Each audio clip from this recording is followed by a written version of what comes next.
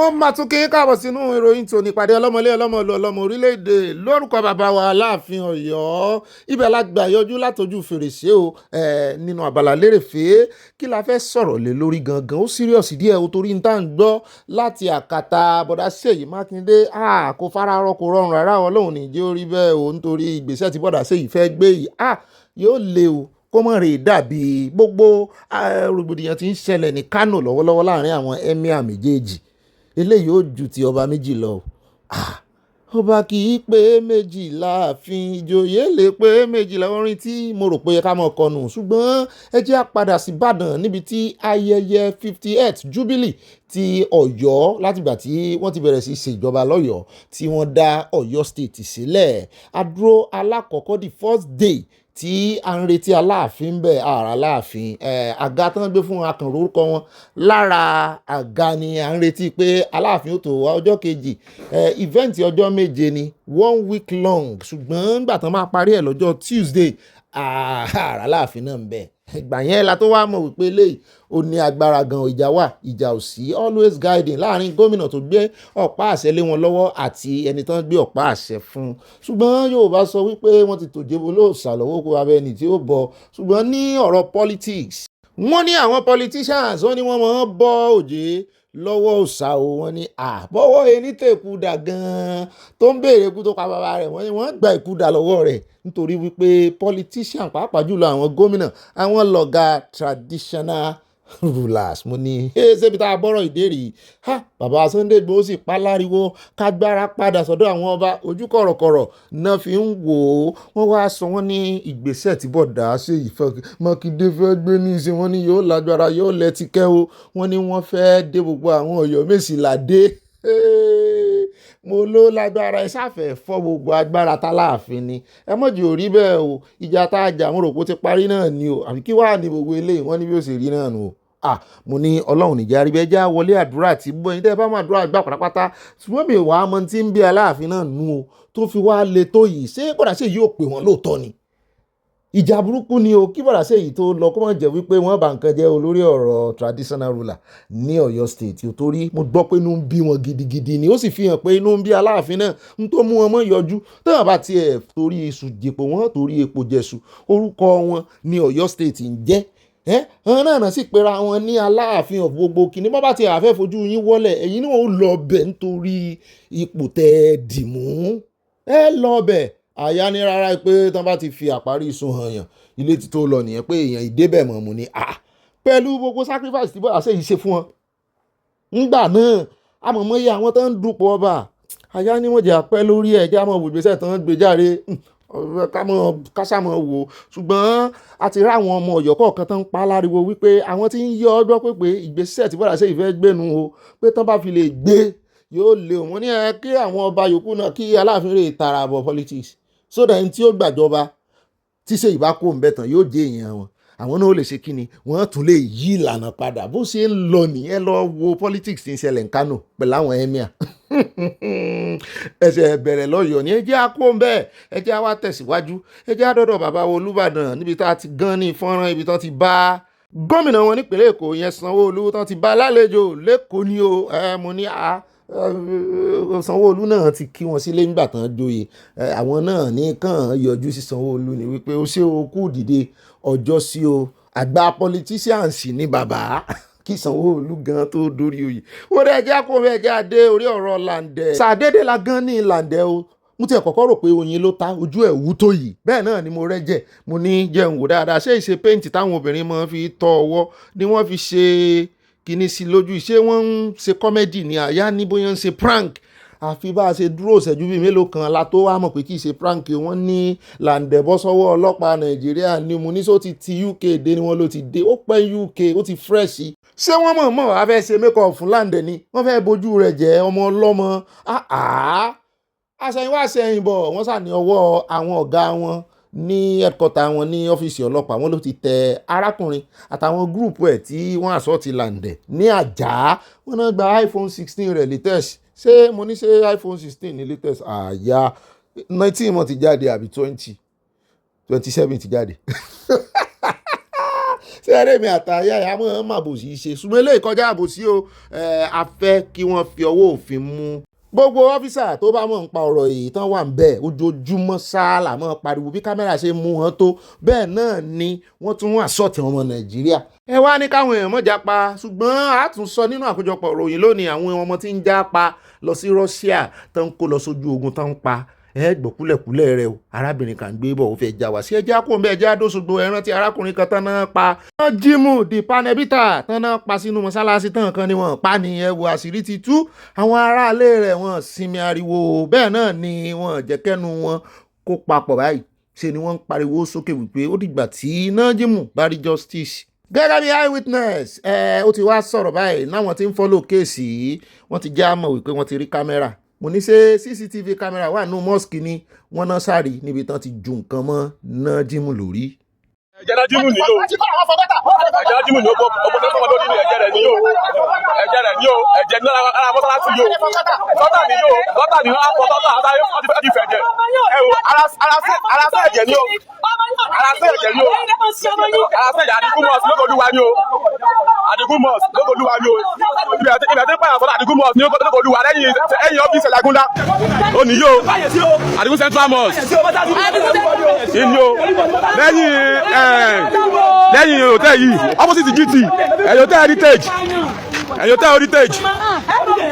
ti Ìbàdàn ó dẹ̀ park mọ́tò síbi mọ́tò tó yẹ kó kù ó park ẹ̀ síbi ọ̀nà ibi iṣẹ́ wọn yẹn ó dẹ̀ wọ mọ́tò Ògbólúwa tògbà tó dógbólúwa pé kóun tiẹ̀ kírun kó tó di pé òun lọ yẹ kọjọ́ Friday ni kó kírun àárọ̀ mo rò pé bó ṣe wá kírun a kò gbọ́ pé wọ́n náà lù pa ni so wọ́n ní là ń gbọ́ pé ó lọ́ máìkì mọ́ máàmù lọ́wọ́ kíníkan kìnìkan àṣẹ wa ní kó lù pa so àná bàtà lọ sí CID náà náà ti wo kámẹ́rà yẹn ebe kò sí nǹkan ju pé bó ṣe kírun tán kámẹ́rà gbé bó ṣe kírun wọ́n yan nọ́fìlà ó dà pé tẹ̀blík wọ́n yan nọ́fìlà tí wọ́n bá kírun tán ó dà pé bá jọmọ́ ó bá wọn kí jọmọ́ lẹ́yìn wọn òun ẹ̀fẹ́ kò yan nọ́fìlà rọ̀ òun wá fẹ́ yíyàn tó fẹ́ yàn yẹn mú pé wọ́n wá ta sí ìmáàmù yẹn wá ta sí pé bí àmọ́ yẹn ta sí pé ìyẹn ò gbà pé kò lérò àbí kankan òun kò ṣọwọ́ báyìí pé kí ìmáàmù dákẹ́ lọ́kọ̀ pé ó náwó sí báyìí the next thing pé kó wá iṣẹ́ understand the next thing náà ni àwọn méjì kan bọ̀ wá fà lọ́wọ́ lẹ́yìn lọ́bẹ̀ sí ní fọ́ àpótí tí sẹ̀fì lẹ̀ mọ́ lórí nínú ẹ̀ tó wá nà tó fi nà jáde síta kámẹ́rà tí wọ́n wà ń ta yẹn náà kámẹ́rà náà tí wọ́n gbé níta wọ́n fi fọ́ kíní mọ́ lórí tí wọ́n bẹ̀ sí ní lagi mọ́ mọ́nú gọ́ta ẹ̀ má pa mi ìyá kan tó wá ń ta èso ń bẹ̀ ó ní ẹ má pa ṣẹfẹ pààyàn ní. ìgbà tó wá dùn ìgbà tó wá dùn tó wá rí pé ó dà pé eléyìí máa ti fẹ́ jọ wọ́n wá pé baálé àdúgbò yẹn wípé nǹkan báyìí máa ṣẹlẹ̀ baálé wa ní òkè kan gbé nìṣó ní police station. wọ́n ti gbèdé wọ́n àjàgbé sínú mọ́tò wọn ti gbèdé ẹni ìwẹ̀ tó fi kú. wọ́n tẹ̀ wéṣì ọmọ ọlọ́mọ. wọ́n kàn wéṣì Ọlọ́run. wọ́n wéṣì tálẹ̀ǹtì wọn ó pa àwọn ẹbí ẹ̀ kún. ọ̀pọ̀lọpọ̀ tó bá kú mọ́tò láì máa ṣe fídíò nítorí wọn máa pariwo wọn burúkú. pariwo àwọn àfa àpáwá tẹ́ ẹ̀ bá dìde tẹ́ ẹ jẹ́ kí lè slide tọ́mọ ẹ̀ bá kú gbé. àwa ń sọ wípé tó bá jẹ́ kírísítẹ̀ ló wá wọnú bẹ̀rẹ̀ kọ́ṣẹ́ lù pa náà. ẹ wá wo fọ́nrán méjèèjì tá a play fún yín àwọn ẹbí nájímù wọ́n lọ sí mọ́ṣáláṣí yẹn wọ́n rẹ́jẹ̀ ní inú gọ́tà wọ́n ti ń sáré fọ̀ ẹ wá bá ń tún fi ẹ bá ń papọ̀ mọ́ ilé ìta gbọ́ lẹ́nu arákùnrin àròjọ ẹni tí ń sọ̀rọ̀ lóòótọ́ ṣùgbọ́n gẹ́gẹ́ bí n tó sọ ẹ̀yin náà ti gbọ́ ṣùgbọ́n àwọn kan tí wọ́n jáde wọ́n ní irọ́ ni wọ́n náà ń parọ́ mọ́ ìmáàmù ni wọ́n ní kò rí bẹ́ẹ̀ wọ́n lé arákùnrin yẹn ti mọtí yó nígbà tó mọtí yó ó kàn wọnú mọ́ṣáláṣí ni wọ́n wá ń gbìyànjú àti fà jáde wọ́n sọ bí tí nǹkan ti fọ́ lórí wọn sọ nǹkan kan wọ́n skip bẹ̀ wọ́n wá ní sàdédé ó sàdé hospital wọn àwọn wọ dé ọ̀dọ̀ àwọn ọlọ́pàá járe pé sàdédé wọ́n wọ dọ́dọ̀ àwọn ọlọ́pàá ló wá kú sí mu ní táwọn ọlọ́pàá bá mú ọ ìwọ tó ń sọ̀sọ̀kúsọ lẹ́nu sọ fẹ́ dáràn bọ àwọn ọlọ́pàá lọ́rùn ni káwọn ọlọ́pàá náà yá ṣe kíákíá kán jọ kán mọ̀ fọwọ́ bo nǹkan kan àwọn èèyàn nájímù rèé ibo ni kán lọ náà ṣé kán lọ sọ́dọ̀ Oríyọmí àbí ta ló lè ràn wọ́n lọ́wọ́ àwọn tí mò ń wò yìí wọ́n lẹ́jọ́ wọ́n lówó kéèsì lọ́wọ́ wọ́n sì mọ̀ yan àwọn mẹ̀kúnnù jẹ rèé o àárí àwọn mùsùlùmí kankan nínú àwọn àfáà yẹn kan jáde kan sọ̀rọ̀ yìí ẹ jẹ́ kó ń bẹ́ẹ̀ ẹ jẹ́ wá dénú ìròyìn tí wọ́n mọ̀ tẹ̀lé à ń lọ sọ́dọ̀ Kẹ́mi Badenoch. Ìròyìn méjì ni àmúbọ̀ lórí ti Kẹ́mi Badenoch, ìkànnà Abala Lerefe, ìkànnà àkójọpọ̀ ròyìn. Ṣàdédé la rí tí wọ́n bẹ̀rẹ̀ sí fi Kẹ́mi Badenoch ṣe yẹ̀yẹ́. Mú ní kí ló dé, ta ló ń fi èèyàn mi ṣe yẹ̀yẹ́? Wọ́n ní ṣé mo ti rí interview àbí mi ò tí ì rí. Kí n tó sọ̀rọ̀ mo ní mi ò tí ì rí. Wọ́n ní kí n wá wo bí tó ti ń sọ̀rọ̀ wípé kí mọ̀ wo n ó rí eku tó kọjá lọ́fíìsì rẹ̀ ní ìsìn yóò mú ní kí wàá ní eku ṣe wá di bàbàrà. àwọn Arise TV ló ti ń kàràmọ́ rẹ̀ jọ iná ẹ̀ sí rí bí epo kan ló sá lọ yẹn. àṣẹyìn ò rí eku nínú Coming to America ni kí wàá ló lè ń bẹ̀ ta ni ò lè kú lé oníkálukú ní ló mọ̀ bóyá ẹ mọ̀ ó lè jẹ́ nǹkan ọ̀sìn rẹ̀ o. ṣé ẹ rí àwọn Arise yìí wọ́n serious. Of the place or mouth. But you know, Rufai, that moment quickly went viral on social media with the original post garnering over 1.4 million views. But British media outlets had a field day with the Mirror describing it as a grim moment where Badenoch was upstaged by a rodent. Really quickly.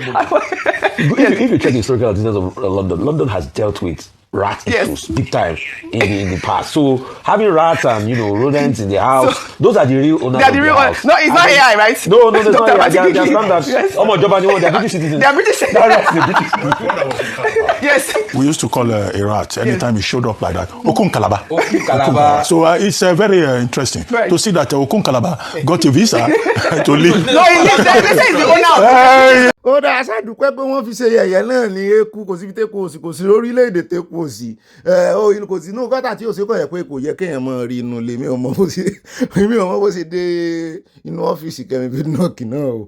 Etí ọ̀pọ̀ ń bẹ ìkejì rẹ̀ part 2 ó ní í ṣe pẹ̀lú Epstein file ọ̀rọ̀ Starmer ní Starmer ń gbọ̀n lọ́wọ́ báyìí kì í ṣe pé bóyá wọ́n dárúkọ rẹ̀ ń bẹ o ṣùgbọ́n èèyàn kan tán dárúkọ wọn ní ó gbà ṣiṣẹ́ nínú kábínẹ̀tì ẹ̀ yóò lé o dáa.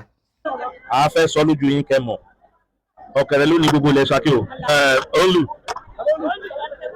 ó rà ẹjẹ́ sáré dé Ṣakí o ọba Ṣakí náà lẹ́ ń wò yìí o níbi tí wọ́n ti ń sọ fún àwọn aráàlú wípé ọ̀kẹ́rẹ́ ìyẹn orúkọ ọba oyè tó bá ń jẹnu wípé gangan ní àwọn nílẹ̀ gbogbo Ṣakí o làwọn èèyàn bá bẹ̀rẹ̀ sí kígbe wípé bó o lọ́ba èèyàn kan ìdílé ọba kan ṣoṣo yóò ṣe claim pòun ló ní gbogbo ilẹ̀ Ṣakí pé irú kí lélẹ̀ ṣùgbọ́n kì í ṣe wá ṣèyàn nìkan àti bí ọjọ́ mélòó kan láti ń gbọ́ tí ọba ń rọ àwọn baálẹ̀ kan lóyè tó sì ń sọ wípé títí ayérayé wọn gbọ́dọ̀ jóyè baálẹ̀ ń bẹ̀ mọ́ àwọn ó dà pé ìdílé kan náà yọ ọ́ lẹ̀ àwọn èèyàn wá ní kí ló dé kí ló le tó yìí ká ní bẹ́ẹ̀ làwọn ọ̀gá tí yín ṣe ń lo agbára léyìn lórí láwọn politician ṣé ẹ máa wà lórí oyè tẹ́yìn wá ń fọwọ́ lálẹ̀ fún wọn kíní wọn ní kí n mọ̀dà sí tí òkàn tí mo mọ̀ ń pa rẹ̀ mu ni ó dáa o àwọn wo ló mọ̀ ń pa rẹ̀ ẹ̀jẹ̀ àkọ́kọ́ gbọ́ díẹ̀ lẹ́nu ọba náà ká tó wá gbọ́ lẹ́nu àwọn baálẹ̀. ọ̀pọ̀lọpọ̀ yín a kàn fi ń de gbogbo ibi tẹ́ wà ní ṣùgbọ́n kété tá a bá ti fi ń síbẹ̀ tán ẹ ti rò pé ti ju nǹkan tá à ń ṣe lọ. baálẹ̀ lọ àti yọ kò sì ní jẹ́ ara wa mọ́ láíláíláí torí a ti kìlọ̀ fún tó òrùkú tó bí ẹ̀mẹ́ta àti kọ̀wé sínsìn tí ó dẹ̀ gbà tí ó gbọ́ nǹkan tá ní ó má ṣe ló sì ń ṣe kódà tún pè sí ibi tí ó yẹ kó wà níbi traditional council meeting nǹkan tá ní ó má ṣe náà ló ṣà ń ṣe minor chieftaincy làwọn alákọ̀wé dẹ̀ ń pẹ̀rú wọn yẹn àwọn tó jẹ́ pé àwọn alámọ̀dí tá a ṣe yàn wọ́n síbẹ̀ kò lọ́wọ́ ìjọba nú tó wọ́n làwọn ti fi wọ́n joyè wọ́n rò pé àwọn ti di nǹkan míì ni so ẹ jẹ́ ká ṣọ́ra fúnra wa ẹni ọba mọ̀ pé bí àdúrà tó ọmọ àfààyàn ṣe ń sìn tí ò fẹ́ kí àpadà sí burúkú báwọn nǹkan tí ìjọba bá ti ń fẹ́ yẹn máa ń bá ìjọba fẹ́ ni gbogbo wa náà la gbọ́ ròyìn àwọn ọkọ̀ lithium tí wọ́n mú nílọrin pé Ṣakí náà ti mú wọn tí wọ́n bá ti wà tán níbẹ̀ yẹn wọ́n wá gbọ́dọ̀ gbàràrọ́ ọ̀nà gbàràrọ́ ni wọ́n gbà wọ́n á fi já ilé sàbàrùbá láti bẹ̀ wọ́n bọ̀ sí àgbọnlẹ̀ ó di lọrin nǹkan àlùmọ́nì gbogbo wa dẹ̀ ní èyí táwọn olóyìnbó ń pè ní commonwealth wa ni so ẹ báyìí ti gbọ́ wípé wọ́n ń wa àlùmọ́nì níbì kan ẹ jẹ́ ká tètè máa gbọ́ o ẹ jẹ́ ká tètè máa gbọ́ torí pé tá a bá tún gbọ́ tẹ́lùmí náà tó ń wa àlùmọ́nì lọ́dọ̀ ẹ̀ tí ò wá sọ fún wa òun náà á di yíyọ ni o.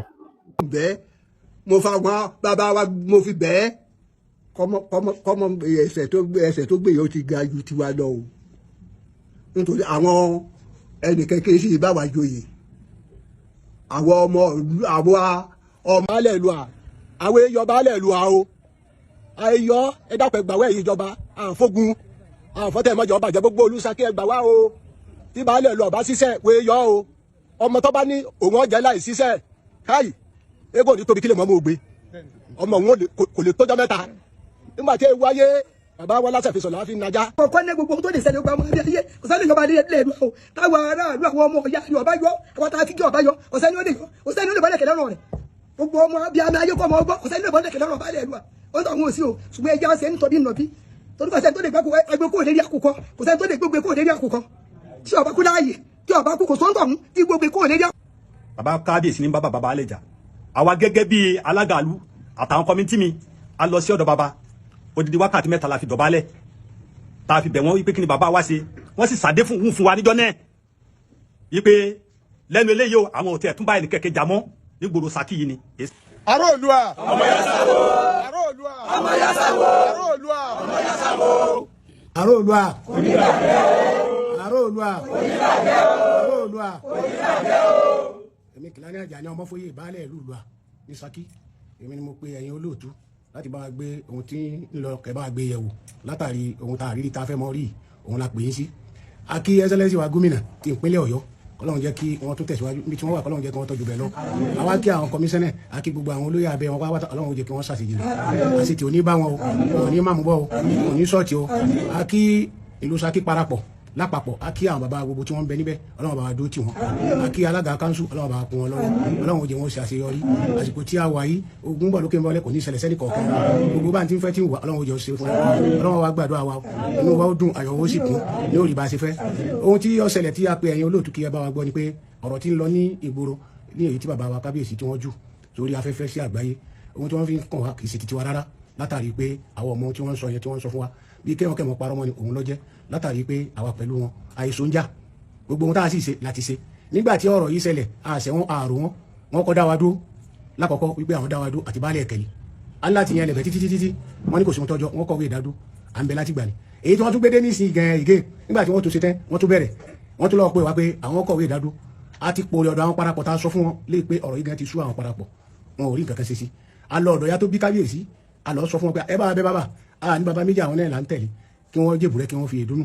kí wọ́n ṣe sùúrù pé nítorí náà nǹkan ni pé gbogbo ohun tí a fẹ́ kí wọ́n ṣe fún wa kí wọ́n pè wá kájọ sọ̀rọ̀ àwọn wọn ní wọ́n pé náà lọ́pọ̀ nínú àfi tí wọ́n mọ̀ sọ tí wọ́n sọ àwọn kí wọ́n pè wá kájọ sọ̀rọ̀ tí wọ́n bá ti gbọ́ ohun tá a fẹ́ sọ ọ̀rọ̀ parí ṣùgbọ́n tó bá sọ̀rọ̀ tó bá sọ fún baba wọn ò ní wádìí ẹ̀wò mọ́ wọ́n bẹ̀rẹ̀ sí ṣe ni yá wọn alọ́dọ̀ yá wọn alọ́sọ àti mọ́gàjì ilé àti ẹni tọ́tọ́ jẹ́ mọ́gàjì kejì náà alọ́bẹ̀ wọn kí wọ́n bá wa bẹ̀ wọn ẹni tọ́jà búrò wọn alọ́bẹ̀ wọn síbẹ̀ náà gbàtàrí apadà ríwe pé àwọn dá mi dúró àwọn pa baálẹ̀ lọ ààrẹ léyìí tó jẹ́ pé nígbà tí ọjọ́ ti ń jẹ́ ayé baálẹ̀ lọ àti àwọn bàbá tó jẹ́ àwọn bàbá tiwọn wọ́n jọ ń ṣe ni kò síjà kò síta ọ̀rẹ́ náà ni wọ́n jọ ń bára wọn ṣe àṣàbàrí la wà yìí ó ń jà mẹ́kùn àwọn èèjà àǹfààní ohun tá a bá fẹ́ ṣe náà là mọ̀ ṣe tá a sì mọ̀ bẹ̀rẹ̀ gbogbo àwọn tá a wá ti sọ fún pátá nílùú Ṣakí kò sẹ́ni tí ò sú.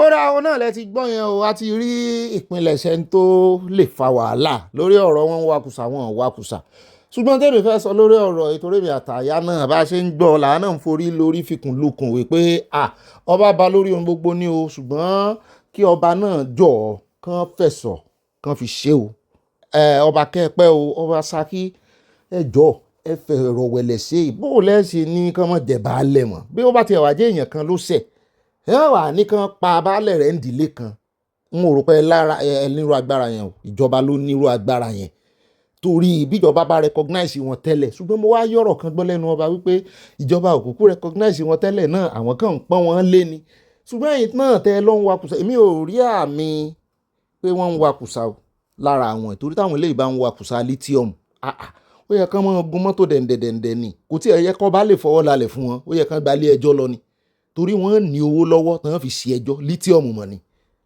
wọ́n lówó lọ́wọ́ tán fi ṣe ẹjọ́ àti wípé ẹ bá gbé wọn lọ ilé ẹjọ́ ni ọba ẹ gbé wọn lọ ilé ẹjọ́ n kò sí tàbí kẹ gbogbo agbára tí ọba gan nílẹ̀ Yorùbá lónìí káàkiri ilé ẹjọ́ ló ró wọn lágbára inú constitution ni gbogbo ẹ̀ wà nígbà tọ́rọ̀ sì ti di ọ̀rọ̀ constitution ẹ̀ ń pàṣẹ bí ẹni wípé ayé empire ayé ìgbà yẹn làṣẹ tẹ̀ ń pa yìí àwọn ò sọ wípé kìíní tẹ́ ẹ bá lẹ́rìí wípé wọ́n wakùsà lọ́nà àìtọ́ tó sì jẹ́ gbogbo náà la mọ̀ wípé ọ̀pọ̀lọpọ̀ àwọn ilẹ̀ aráàlú tán bá kùsà ń bẹ̀ ìjọba ni mọ̀ ń gbà ọba náà àwọn ọba míì mọ̀ sí bẹ́ẹ̀ ni fún wọn ní nǹkan kan ṣùgbọ́n tó bá jẹ́ wípé èyí náà fẹ́ fi kọ́dínéètì àwọn tó wà lábẹ́ yín ni tán náà ń sá ìdá lóòótọ́ tán ń wakùsà ẹ gbé wọn lọ ilé ẹjọ́ bọ́n bá ti lọ ilé ẹjọ́ tí òfin bá mú wọn òfin fúnra rẹ̀ ni ó fi wọ́n síbi tó tọ́ sí tí ò ní ṣe èèyàn bẹ́ẹ̀ ṣùgbọ́n ẹlòmíì ó gorí baálẹ̀ yẹn ipò baálẹ̀ náà mọ́ padà wá dọba o ọba ni ò gbọ́dọ̀ rè bọ́ látòrí ipò sípò baálẹ̀ o so nídìí èyí èmi ò mọ̀dí tẹ́ ẹ ṣe wá ń pa ìdí kankan wo sùnsùn kan wọnú ìdílé yín nìsín kan pa ìdílé rẹ pé ẹ lè jọba mọ́ so ṣeé ṣe ọba tí wọ́n ní baálẹ̀ lọ́dọ̀ wọn ṣé kò wà ní sí baálẹ̀ kò ní tá a lè fẹ́ fi bẹ́ẹ̀ a sì ti gbọ́ wọn lẹ́ẹ̀ tí ń yan àwọn èèyàn síbẹ̀ táwọn èèyàn yarí páwọn ò ní gbà pé wọ́n ń yan baálẹ̀ míì tí baálẹ̀ kan ò bá tí ì gbẹ̀sẹ̀ ẹ lọ ń fẹ́ lòmíì síbẹ̀ àbúkọ alámọ̀gbọ́n ká fẹ́ràn sẹ́nu ká wà tí bọ́ alámọ̀ pé àkóso lẹ fẹ́ ṣe ó yé wa ẹ fẹ́ ká àkóso yín kó fẹ̀ dáadáa ṣùgbọ́n ẹ fi òfin tọ̀ ọ́ kò jù bá náà lọ kẹ́ ẹ pẹ́ o bàbá ẹ pẹ́ lórí ilẹ̀ lórí àpèrè ti bàbá yín o ẹ jẹ́ káwọn yòókù náà pẹ́ lórí àpèlé tí bàbá wọn fi lẹ̀ fún ọ. ó dá ẹjẹ́ kó ń bẹ́ o ẹjẹ́ wá dé orí ọ̀rọ̀ ti Ajára bó tiẹ̀ jẹ́ wípé bóyá ó ti sọdá sọ̀hún ó ti lọ bá ẹlẹ́dàá rẹ̀ ṣùgbọ́n àwọn kan ń pín fọ́nrán ìkiri pé àṣegbà tó lóyún rè kì í ṣègbà tó lóyún o ó ń jọ bí ẹni pé wọ́n fi lè ṣe skit ni o kó tó kú ara àwọn skit tí wọ́n ń ṣe rèé o tó ráwọn èèyàn ti ń bú Ọ̀gbẹ́ni pé ń ló fún lóyún ń ló pa ìrọ̀ o. ló fẹ́ lọ sí ṣé bó ṣe máa wọ́n lọ náà nìyẹn. ó fẹ́ lọ fọyín kí wọn ìyá àwọn àtẹ̀mọ̀ kò gbóyún dé Nigeria limited Ajára wọ nìkan ló retí mẹ́rin sóun ṣe olóṣù tẹ́lẹ̀ ni. orúkọ tèmi ni Fatiya orúkọ ọkọ tèmi sì ni Haliyu òun sì ni general àwọn bandit. orúkọ tèmi ni Mariama orúkọ ọkọ tèmi ni Ambali òun sì ni vice general àwọn bandit. orúkọ tèmi ni Fatima orúkọ ọkọ mi sì ni Ibrahim òun sì ni secretary àwọn bandit. kí ni gbogbo wa ìyàwó bandit wọ́n yọ̀ ọ́ náà. ó dáa bóyá eré náà ṣe bóyá wàdà ni wọ́n bá kó bára wọn ẹjẹ́ adénu ṣọ́ọ̀ṣì níbi tí pásítọ̀ tó ti ríran sí ìkànnà àwọn ọmọ ìjọ wípé bóun ṣe ń sọ̀rọ̀ lọ́wọ́lọ́wọ́ ìyàwó rẹ̀ ó wà lórí bẹ́ẹ̀dì òun ṣàgbèrè pẹ̀lú láńlọ́ọ̀dù rẹ̀ ló bá fẹ́ ya wèrè. Before it become too late. Yes, sir. As I'm talking to you now, your wife is with the landlord in your bed.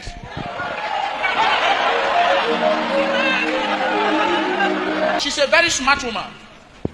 Even when you want to sleep, you will lock the door and put the key in your pocket. Exactly, sir. But there is a spare key that missed long ago. Yes. She later found the key, but you don't know. She says my last child that threw it away. So even though you lock that door. ṣé ń gbọ́ bó ṣe ń waste time àwọn èèyàn bí báwọn èèyàn ṣe ń waste time ara wọn ń bá wàwàkúwà yóò rí ìrìkúrì lọ́rọ̀ àwọn ará bíi mọ́ sọ́bi tó ń lọ tó ń pè ní ṣọ́ọ̀ṣì o sí ọ̀rọ̀ lélẹ̀ ọ̀rọ̀ rírùn sọ̀rọ̀ ìrún lélẹ̀ bó bá tiẹ̀ wà ríran sí tọkọtaya ṣé ó fi yẹn da ilé wọn rú ni bọ́lọ̀ ń bá ti fún ọ láṣẹ pé kò sọ fún ọ ṣé orí agbágbé ló yẹ kó ti wá mọ́ sọ ń sọ wọ́n ti rí àṣì ń tán sọ òyìn náà ni ó fi kíìsì bí kan nígbà tó bá mọ̀ pé ó fi kíìsì bí kan tí ìwọ ò fura tán ṣẹ̀ wá ń sọ fún ọ ń ṣọ́ọ̀ṣì sọkùnrin wá nìwọ ni sọkùnrin nìwọ ni lẹ́yìn kó rè kẹrù rẹ̀ kúrò nílé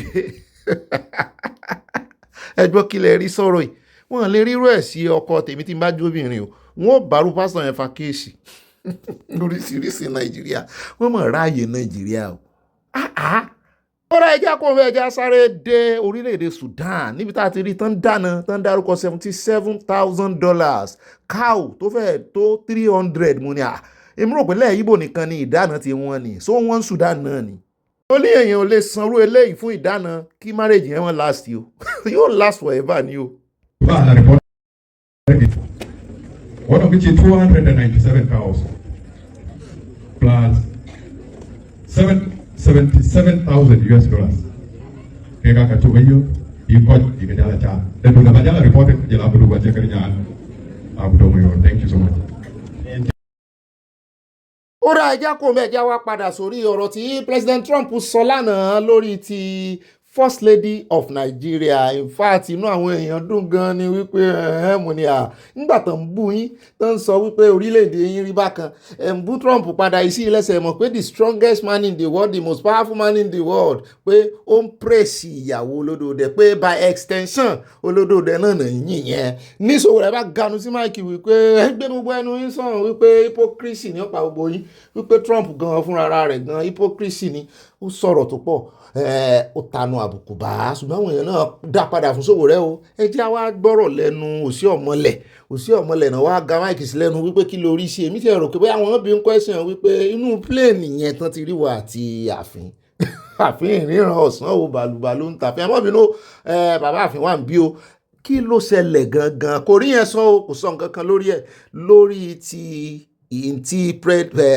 Trump sọ lórí tìyàwó ààrẹ ló mẹ́nu lé. bẹ́ẹ̀ ni yín Trump mẹ́sàn-án mẹ́wàá, ó ní the strongest man, the strongest president in the world. Well, I came to greet Mr. President. I have not seen him in 2026 to wish him a happy new year. But also, very importantly, yesterday we saw how the world's most powerful man, President Donald Trump of the United States of America, acknowledging not just the President of Nigeria, First Lady, but describing her as a very respectable woman, a very responsible woman, and a pastor of the largest church in Nigeria. And he invited her to stand up for recognition. Now, if you see how some other presidents are even, the kind of language, President Trump is very blunt. So when he used those kind of words to describe our First Lady, as a Nigerian, I feel proud. And I thought it's important enough for us to say, Mr. President, congratulations. Because if it was the other way around, imagine what the opposition will be saying now. And for Trump to say, Nigeria First Lady is here. He is a Christian, but also a Christian pastor. A woman that commands respect, a responsible and respectable woman. I said, congratulations. And you saw the applause. He was beginning to recognize the First Lady. So for me as a Nigerian, that for me is worth celebrating. So what do you think that means diplomatically for Nigeria? Pardon? What do you think that means diplomatically for Nigeria? It just means that, first and foremost, to the credit of Mr. President, that Trump understands that the Nigerian president is a Muslim, but he now celebrates the fact that he has a Christian wife, who is also a pastor of the largest church in Nigeria. So there can be no tension between the Quran and the Bible. And that for me is a message to all Nigerians that we should just work together as a people. ó dáa kán tó ti ọ̀rọ̀ òṣèlú bọ̀ ẹjẹ́ àfẹ́lẹ́ ìgbà ńlẹ̀ lábala lérèfé ẹjẹ́ àdé Ẹdó torí Ẹdó náà godfather àwọn lẹ́dọ̀rì ẹjẹ́ àdé ọ̀dọ̀ ẹni tó jẹ́ chairman fún APC lẹ́dọ̀ àfi bó ṣe ganu sí máìkì ló bá ní ẹgbẹ́ ADC pé ẹgbẹ́ gay ni wọ́n mú ní mi ò gbélé ìrí o. If they are directing the crisis they have within their party, they are possibly affected, they are fighting and has to do with their secretariat. I think they should check themselves because APC is a disciplined party. APC is a party that is focused on doing our e-registration now because we have a lot of parties that are collapsed into our party. So we are doing e-registration now to arrest the people. So if they are discussing all of that, that means they don't know what they are saying. Naturally, I wouldn't want to respond to them because I don't want to have anything to do with people that has to do with so many gay. Because I see APC as a gay party because they whole leading the party. Obaseki is in that party now. Atiku is in that party, so I don't even need to mention the name. Peter Obu is in that party, they know about his son. So when you see family of gay people coming together, I don't have to respond. The point is, ADC should look inward. I don't think we have anything to do, because they are not a threat. If they were a threat, but they are not a threat. So someone who is not a threat to you, what do you need to do? Do you use a sledgehammer to kill an ant? We don't do that. APC right now are busy doing registration, because a lot of parties have collapsed into the APC in Edo State and in Nigeria. So what we are doing now is e-registration. So we don't even know whether there is any other party existing. Is there another party in this state? We don't even know whether ADC is existing in Edo State. The party we know exists in Edo State is APC, APC, and APC. In fact, there is no ADC in Edo. I think the only person who is in ADC in Edo is John Odigi Oyego and Osumbo.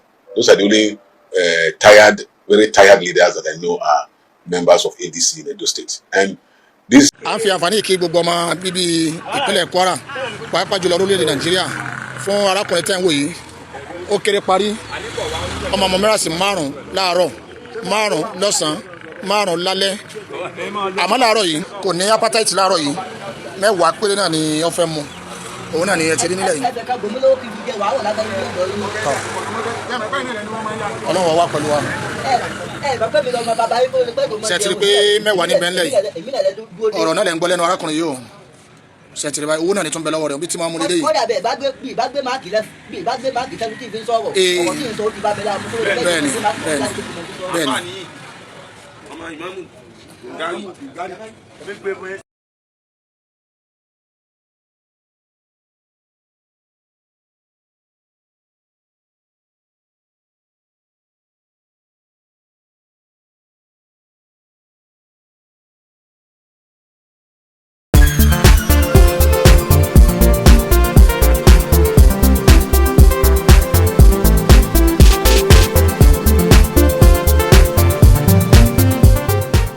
ẹ̀yin wúndíá ẹ jẹ́rèlé ọkọ yín ẹ̀yin adélébọ̀ o ẹ faramọ́lé ọkọ yín alẹ́ pẹpẹ ẹ faramọ́lé ọkọ yẹn faramọ́ bọ́bí ẹ̀yin ìyàwó mi. ẹ̀yin wúndíá ẹ jẹ́rèlé ọkọ yín ẹ̀yin adélébọ̀ o ẹ faramọ́lé ọkọ yín. torí bọ́pọ̀ bá ró nílùú lóde àdàbí kan fẹ́ wọn relé wọ́n bá ró lórin lóde àdàbí kan bá wọn relé. Orlando ló ní sọ fún yín wípé ẹ faramọ́lé ọkọ yín ẹ̀yin wúndíá ẹ faramọ́lé baálé yín ẹ̀yin adélébọ̀ ẹ faramọ́lé ọkọ yín. ẹ bá fojú sí tiwa ọkọ yín àná ṣègè lára yín. bàbá ló ní tẹ́ ẹ bá fojú sí tiwa ọkọ yín àná ṣègè sára yín. Orlando kù dá báyìí àwọn tèmi wá fẹ́ kọ́ lórí ìkànnì ẹ mọ́dà wà fọ́ Orlando ló ń jàre. ó nítorí obìnrin tá a fi jó fẹ́ ìran ló máa wò lọ òwe àgbà. obìnrin túnbé tuntun dé o ṣòkòtò náà ń bá wa jàdù o láyé ìgbà yẹn tán ṣe bẹ̀rẹ̀ sí wọ ṣòkòtò ní bàbá kọrin. wọ́n ní láyé àtijọ́ ọkùnrin ló máa ń pobìnrin pé báwo lọ́wọ́ ẹ̀ náà báwo la ṣe máa ń tòsí ẹ̀yin mọ̀mọ́ wa wọ́n ń dára àwọn bàbá ṣe tòsí. láyé àtijọ́ bàbá wa ló máa ń po obìnrin náà máa ń ké sí àwọn ìyá wa mo fẹ́ fẹ́ ọ ní ta bàbá rẹ̀ lé ṣùgbọ́n láyé ìṣẹ̀yìn o obìnrin ti ń ṣe kìsà fúnra wọn náà ń pọ ọkùnrin kò sí tìjú mọ́ ìlànà wọn ti yí ìlànà padà abẹ́rẹ́ arábìnrin tá a mú àwọn ìlànà ní ẹ̀sìn abẹ́ o ẹ̀sìn ọyàn o láyé ìsìn nù kò sí irú ẹ̀ láyé àtijọ́ abẹ́yìn mọ̀mọ́ wa ayé àtijọ́ ṣérú rẹ̀ wà àbọ̀ mọ́ ṣe ń bò ń kẹ́lẹ́ wọ́n máa ń sin gbogbo tìbí náà láyé àtijọ́ ni èmi ò mọ̀ o mo mọ̀ pé wọ́n máa ń lo òrùka kan tó máa ń fi gba obìnrin tẹ́lẹ̀ mi ká lọ tó máa ń fi bóbìnrin ìka wà lára àwọn èèyàn náà. wọ́n ní láyé àtijọ́ ọkùnrin ló máa ń po obìnrin ṣe kìsà fúnra wọn náà dẹ̀ ń pọ ọkùnrin láyé sẹ́yìn. ọ̀rọ̀ àgbà bí ó ṣẹ lálẹ́ ó ń bọ̀ wá ṣẹ lówùúrọ̀ dandan ọ̀rọ̀ àgbà tí ó ṣẹ lówùúrọ̀ ó ń bọ̀ wá ṣẹ lọ́jọ́ alẹ́. ẹ̀yin obìnrin ṣẹ́ wọ́n ní ẹ máa wojú wa mọ́ ẹ máa wojú olórin torí obìnrin tá a fẹ́ lóde orin ìran ló máa wò lọ. ọ̀rọ̀ àgbà bí ó ṣẹ lówùúrọ̀ yóò ṣẹ lọ́jọ́ alẹ́ dandan ó wù mí kí n lè kọ orin lórí kí n kọ́kọ́ flow dáadáa ṣùgbọ́n mo ṣe ń fi àjà sáàsì náà mo fi ń gbé wa débẹ̀ ni. bàbá Orlando ló kọ́ láyé ìgbà náà àwọn obìnrin àwọn mọ̀mọ́ wá ṣẹ̀ bẹ̀rẹ̀ sí wọ ṣòkòtò nítorí wọn ìwọ ṣòkòtò láyé àtijọ́. tá a bá ní ká padà sí ìmúra àwọn baba ńlá wa àwọn mọ̀mọ́ wa wọ́n ti ń sọ dùgì náà ní ìsìn ó ní kan táwọn ọmọ wọn máa ń wọ̀ nígbà náà àwọn skirt kan tó máa ń wé àwọn ìró kan tó máa ń ró tó jẹ́ wípé kì í tó lẹ̀ báyìí oge náà ni orúkọ wọn náà ti ń pè náà ó ti gbàgbé ẹ ti mọ àwọn skirt hùn wọ́n tún sọ dùgì lẹ́nu ọjọ́ mẹ́ta ẹ wá worú àwọn kẹ̀mbẹ̀kẹ̀mbẹ̀ kan ní mo wọ̀ ní ìsìn aṣọ òfin náà fi bá ara àwọn ṣòkòtò ńláńlá tán rán ní ìsìn onímọ̀wọ̀ tí mo fi ń ṣe program tẹ́ ẹ bá rí bó ṣe fine a sì ń padà sáyé ìwàsẹ̀ ní ò jẹ́ wípé ọ̀làjú iná a tún ń latayé àtijọ́ lójú padà ní wípé kò sóhun tuntun lábẹ́ ọ̀run mọ́ gbogbo ẹ̀ náà à ń ṣe àtúndá wọn ni. eléyìí mo fi kí n káàbọ̀ orin bàbá Orlando sínú ilé aláyọ̀ lónìí o ìpàdé ọlọ́mọlé ọlọ́mọlú ọlọ́mọ orílẹ̀-èdè níbi tí ọmọdé ti mọ ọwọ́ ìta tí ń bá gbà jẹun ọwọ́ ọmọdé ò tó pẹpẹ tàgbàlagbà ọwọ́ kèrègbè ọmọdé gbọ́n àgbàgbọ́n láìdálẹ̀ ìfẹ́ bá mi nọmọ mi kò dénú ọlọ́mọ ilé ọba tó jó ẹwà lówù sí adìyẹ gàgàrà kò mọ ara rẹ̀ lágbà àwọn òwe wa bó ṣe wọ́n tó tẹ̀lé ra nígbà táwọn primary school nù ẹ̀yin ara ti Kwara alọ́dẹ̀tì fún yín o lórí ti Kwara o ibà ròyìn náà ní ibà gbọ́n lébà ibà yànnà ibà Sanawole ibà Kanjú Abẹ́ǹkó ibà lọ tààràtààrà tọ́rọ̀ bá ti dọ̀rọ̀ òtítọ́ àtòdodo sàn báyìí láàrin ajé ní múni pẹ̀kọ̀rọ̀ tọ́rọ̀ bá ti wá kófìrẹ̀ tí òrìn sàn pẹ̀lú ìwọ náà ìsobìnrin ìsọkùnrin ìsọmọdé ìsàgbàlagbà kò sí bó ṣe súnmọ́ tó jọ ìwọ náà mọ́ ṣe mistake ìrìn sàn pẹ̀lú rẹ̀ orí gbalẹ́símọ́ náà tàn kọ́ mọ́ba gbalẹ́símọ́ níyà èmi náà ń pè ní ibà confam ẹ̀kọ́ tó sẹ́ndì inú ọdún táwa ìmọ̀bà sẹ́ndì ìròyìn fògànná o mọ́bà sẹ́ndì ìròyìn òfégé o bọ́ bá wá ṣe mistake tó tètè mọ̀ tó tètè rí confam tó rí verify tó wá rí later wípé ìròyìn fògànná ni ìwọ náà tún rí confam ẹ̀ dáadáa torí ó ṣe bẹ́ẹ̀ ó ṣẹlẹ̀ bẹ́ẹ̀ lórí ti ìròyìn Oshiomole tó ń sọ fún wa wípé AI ni ńgbò yá àtúnpadà lọ wọ ní obìnrin yẹn ní kì í ṣe AI àti rí o ti sọ bẹ́ẹ̀ ó ní kì í ṣe AI ó ní ṣùgbọ́n believe who you choose to believe bó bá jẹ́ senator ilẹ̀ believe me sọ fún yín mo ní nǹkan kan wà lẹ́yìn orí ọ̀rọ̀ yẹn bóyá obìnrin yẹn ọmọ yẹn ti béèrè nǹkan kan lọ́wọ́ ẹ̀ tí ò fún lówó ló ṣe ra ń tu díẹ̀díẹ̀ pé tóun bá kọ́kọ́ tu ilé ó wà bẹ̀bẹ̀ ó sanwó òun tó ó máa ní mi tó burú jù bẹ́ẹ̀ lọ́wọ́ àwọn Epstein file burúkú wọ́n ti ń tú fáìlì Epstein yẹn wọ́n ti ń tú kan ọmọ Nàìjíríà wọ́n ló kan pásítọ̀ kan ní ìsìn ó ti ṣe mínísítà rẹ̀ à ń bọ̀ nú ròyìn ibo mo kíra mi débi náà ń pè ní ìbàlẹ̀ jẹ́lẹ̀ bá rìpọ̀tẹ́lì àwọ̀ tàbùkù yẹn kankan àbẹ̀yẹ kankan lórúkọ jẹ́ ń bí yọ àfi ìròyìn àfi ń pàkíyèsí ara wa sí ni o wọ́n ń bọ̀ wí níbí jọ máa lọ ṣe bí ọ̀gọ̀rọ̀ jọ wọ́n ń bọ̀ wí níbí jọ máa lọ ṣe bí ọ̀gọ̀rọ̀ ọba gbórúkọ rẹ nú ròyìn wa wọ́n ń pàkíyèsí rẹ ní gbogbo tán sọ ń pa rẹ àwa gbọ́ ni àgbà tó rà ní bísínẹ́sì pẹ̀lú rẹ ní bísínẹ́sì pẹ̀lú olóṣèlú kankan kò sí tó kàn wá ẹ fẹ̀sùn kanra yín wàá dán lóhùn à ń pàkíyèsí rẹ sí ni believe ń tán sọ ń pa rẹ Ọlọ́run ẹ lọ fara yín lọ ilé ẹjọ́ bẹ́ẹ̀ mi náà ń pè ní ibà lọ tààràtààrà ibà Kanjú Abẹ́ǹkó ibà sílálàyé ibà fayọ̀pọ̀tì ibà múlùdùn yín náà rèé o ibà yọ̀mí kún ayọ̀ mi pọ̀ sí i èmi náà ní ibà kà síwájú ibà ìbọ̀bọ̀ yín náà rèé o ibà fi wọ́n pa wẹ̀dẹ́ àti wẹ̀dẹ̀wẹ̀dẹ̀ ibà àbùsí yín náà rèé o ibà ọ̀pàpà parada níbi táyà ti ń parada ti ń dọ̀gá rẹ̀ parada ò dá ìyanu abala comment section abilẹ̀ yẹn olólùfẹ́ wa ibà ọ̀pàkọ̀kọ̀ àwọn ògbé kọ̀ọ̀kọ̀ àwọn 16 ibà rìn gẹ́nẹ́gẹ́nẹ́ tí kúmi àti kúyù rìn kíni ń bá ní mọ̀ ká òyòyè pọ̀ lọ́rẹ́pẹ̀tẹ̀ wọ́n tún sẹ̀ fi mí joyè kan lálẹ́ àná ní o ibà sínbẹ́ sọ́yàn mo ní yẹ̀mí kọ́ mo yẹ̀ ẹ́ mọ́ gbé ewé tí ìṣe tèmi lé lórí èwo ni bá sínbẹ́ sín ọ̀yàn kí ni ń jẹ́ bẹ́ẹ̀ kí n ṣàlàyé ẹ̀ kí n fẹ́ lójú èmi kọ́ ní ń fẹ́ lójú arábìnrin tó ní wọ́n ń sín abẹ́ àwọn ò sín abẹ́ mọ́ àwọn ọkùnrin ti ká àwọn wọ́n ti ń escape abẹ́ pé ọyàn wọ́n ń gbẹ́nu sọ́yàn wọ́n tún ń sín ọyàn ní ìsinmi níbi tí ayé ní tó fa orin tí mo kọ wọlé nìyẹn ọ̀làjú ti dé ó ti bà gbogbo nǹkan jẹ́ ó dá ogun tẹ́ bá pàdé náà Abala Lerefe ayọjú lójú fèrèsé ní ẹjẹ́ àmọ́ mú kọ̀ọ̀kan èjì ká mọ̀ pẹ́jù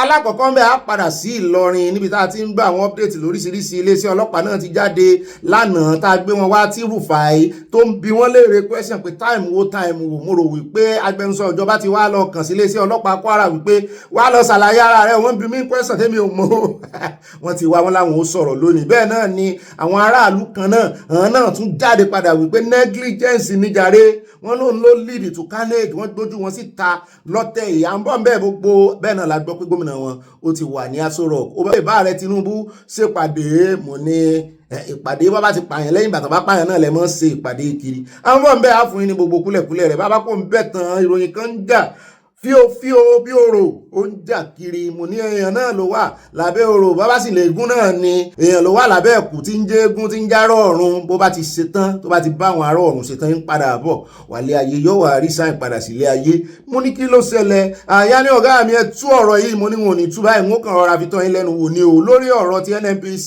Ojúlárí ọ̀rẹ́ Òdènú Bọ̀dà Báyọ̀ ọ̀gá wọn tá a pariwo lé lórí táwọn èèyàn náà pariwo lé wọn lórí lọ́jọ́ sí wípé ẹ̀ ṣe sí atọ́nà bọ́n ṣe mú Ọ̀gbẹ́ni Kyari tó wà nípò yín tẹ́lẹ̀ táwọn èèyàn fẹ̀sùn kàn ẹ̀kan lákàn gbọ́ pé ẹgbà pásítọ̀tì ẹ̀ ń gbà náà ní àgbọ̀n nǹkan kan mọ́ lórí ọ̀rọ̀ rẹ̀ bóun náà ṣe 210 trillion naira wọn dá wa lóhùn ilé ìgbìmọ̀ asòfin pé wọ́n títí wà dáadáa tí wọ́n dánrí yẹn ó fẹjọ́ wọn sùn wá Oshiomole náà pariwo lé wọn lórí Bọ̀dà Báyọ̀ Ojúlárí ò yọjú bẹ́ẹ̀ o ìsìn iná ṣẹ̀ wá jáde ní ìsìn wọ́n ṣẹ̀ wá mọ̀ lọ́rùn wọ́n ṣẹ̀ wá ń dúpẹ́ lọ́wọ́ Dangote wọ́n wá ń sọ fáwọn Nàìjíríà wípé mistake ni wọ́n own up náà o ṣùgbọ́n nú ọ̀rọ̀ wọn rí bí ìgbà téèyàn own up ni pé NNPC ò lè ṣiṣẹ́ mọ́ láyé is a loss kàn sun owó yín kàn fowó náwó yín nàkúnà lórí NNPC ní bí ọ̀rọ̀ wọn ṣe rí sẹ́mi nìyẹn ṣùgbọ́n àjọ gbọ́ bó bá ṣe rí sí yín ìyà tó bá kọ sí yín torí ìlú gángan lọ̀rọ̀ yìí ó kọjú séèyàn kan ó kọ ẹ̀yìn séèyàn kan ni mo ní ń da yìí tẹ́ ẹ ti náwó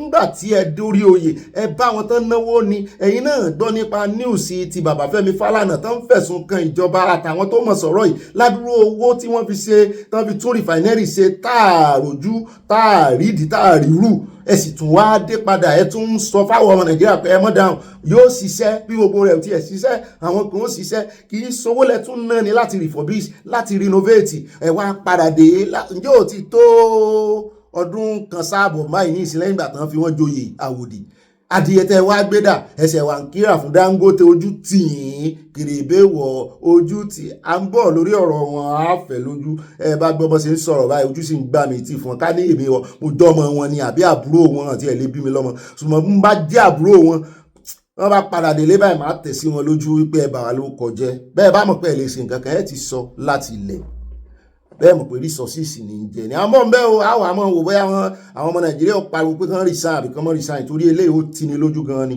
bàbá tí wàá kó ń bẹ̀ tán lórí ọ̀rọ̀ ti electronic transmission ọ̀rọ̀ kú o ó kú lórí rẹ̀ torí wọ́n ní ó kú nìbọn ro àwọn àròkù bóyá àwọn èèyàn ọmọ Nàìjíríà ó ti ẹ̀ panumọ́ lórí ọ̀rọ̀ yìí ni láwọn ọmọ Nàìjíríà bá gbé òkè lábá tún gbọ́ tí Ezekwe sí lórúkọ wọn ìmọ̀ hamilẹ́yìn mọ̀mọ́ Ìgbò tí wọ́n gẹrun yẹn tán súnmọ́ Básanjọ́ wọn ọmọ tó pọ̀ pọ̀ wọ́n ní Ezekwe sílì wọ́n náà ti kìlọ̀ fún Senate against playing with fire pé iná náà fi ń ṣe èyí o iná ràn owó ọmọ tí ó tọ́ ọbẹ̀ rú o pé iná ràn àwọn ọmọ Nàìjíríà ò ní gbá o náà bá gbé bàbá kan ẹ̀yìn ará Èkìtì ẹ̀ bọ́ bí o ẹ tètè kìlọ̀ fún iye kan yín o ẹ wọ́ọ̀nù brotherhood yín o mo gbọ́ ẹ̀yin ará èkìtì ẹ̀ sọ pé mo gbọ́ mo mọ̀ ni ẹ kàwé dáadáa kì í sì ṣe ìwé nìkan lẹ́ka ẹ tún lajú ẹ travel wide far and wide ẹ mọ bó ṣe ń lọ nínú ayé ẹ mọ bó ṣe ń lọ nínú ayé lórí ọ̀rọ̀ transmission náà bá fẹ́ mọ̀ fún òyìnbó méjì wọ́n fẹ́ mọ̀ fi dà wá lágbónú transfer ó yàtọ̀ sí transmission ó yàtọ̀ sí transfer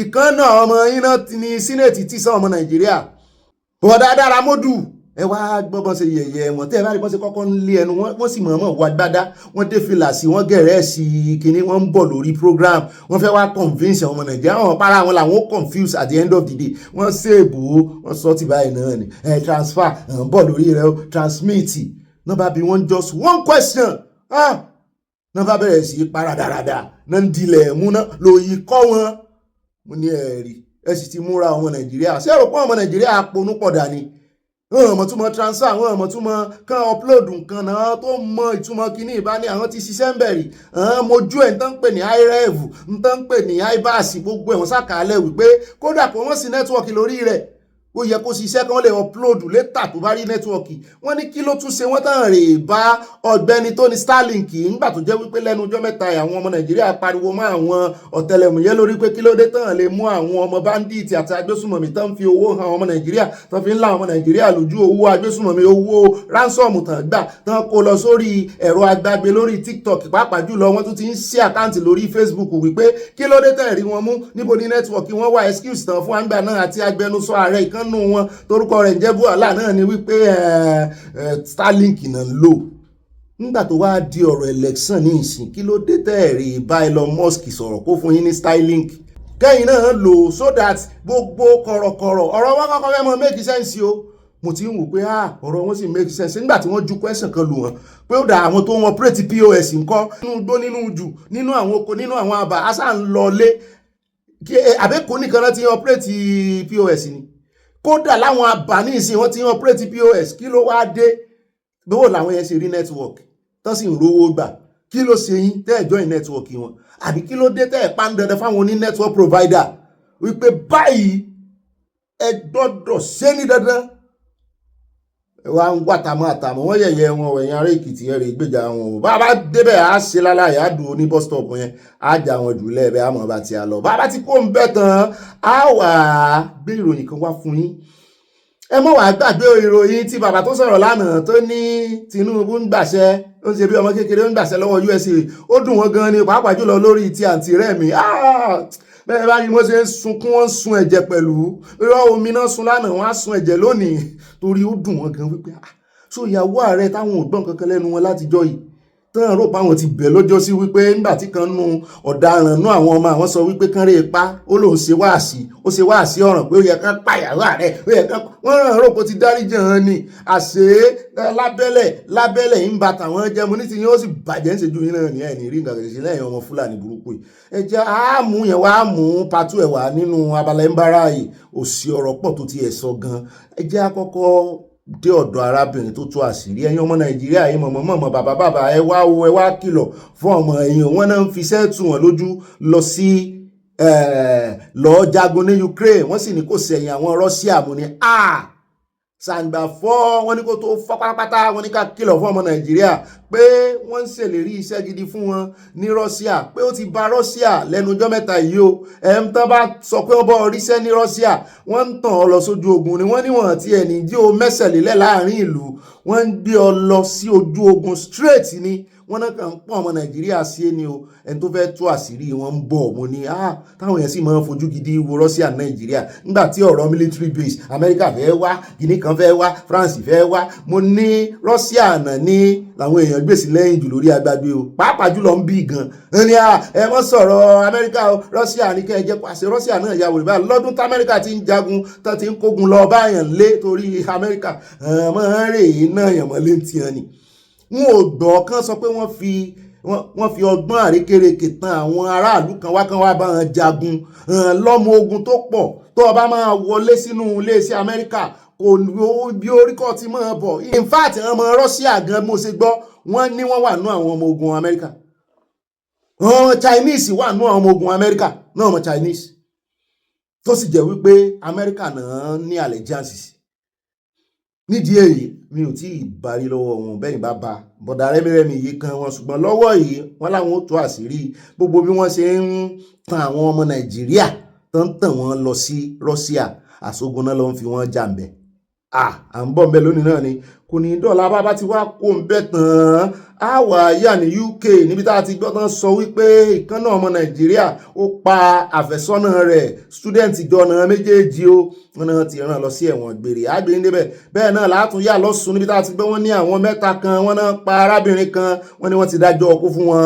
pé kán rè so ọrùn wọn so wọ́n ní lágbègbè Ìwó ló ti ṣẹlẹ̀ mọ́ láǹbọ̀ mẹ́ lónìí ni kò ní dọ́là àtún wáyà ìròyìn tó yẹ pọ̀ díẹ̀ ọ̀sùn máa ṣe pápápá bí àwọn bàbá sọ̀nà ní ẹ̀ rí pé ẹnu mi ń yá bí ẹni pé mò ń jẹ iṣu gbóná Ọlọ́run ó bá wa ṣe àtún wáyà ní orí ẹjọ́ ti Bello Yàyà Bello níbi tá a ti gbọ́ wípé ìkànnà àwọn tọ́jọ́ fẹ̀sùn kàn ẹnì kejì rẹ̀ wọ́n ní ọwọ́ tún ti bàbá yìí o wọ́n ní ó wá lọ rán èèyàn kan níṣẹ́ dé tòrútòrú rẹ́gísírà ilé ẹjọ́ gbogbo ẹsibítì gbogbo ẹ̀rí tán ti sọ̀mítì ilé ẹjọ́ ó ní kán rè mọ́ bó ń yọ nínú especially ti WhatsApp gbogbo ẹ̀rí tí ó jẹ́ kán tètè mú Yàyà Bello àti ẹnì kejì rẹ̀ wọ́n ní wọ́n ti wá lọ ń bá yọ rẹ́gísírà ilé ẹjọ́ lọ́wọ́ bàbá mo ní yóò ṣáájú àwọn tán fẹ̀sùn kàn gan dé ẹ̀wọ̀n lówó tó wà ẹ̀ ó tún implicate wọn sí ni ẹ̀rú ti máa ba Yàyà Bello báyìí bó ti jẹ́ pé ẹnì kejì rẹ̀ ni àbọ̀ ń bẹ́ẹ̀ lónìí náà ni kò ní dọ́là àníírí jù báyìí lọ àbí ìjọba àti kógojá lórí gbogbo ìròyìn tòní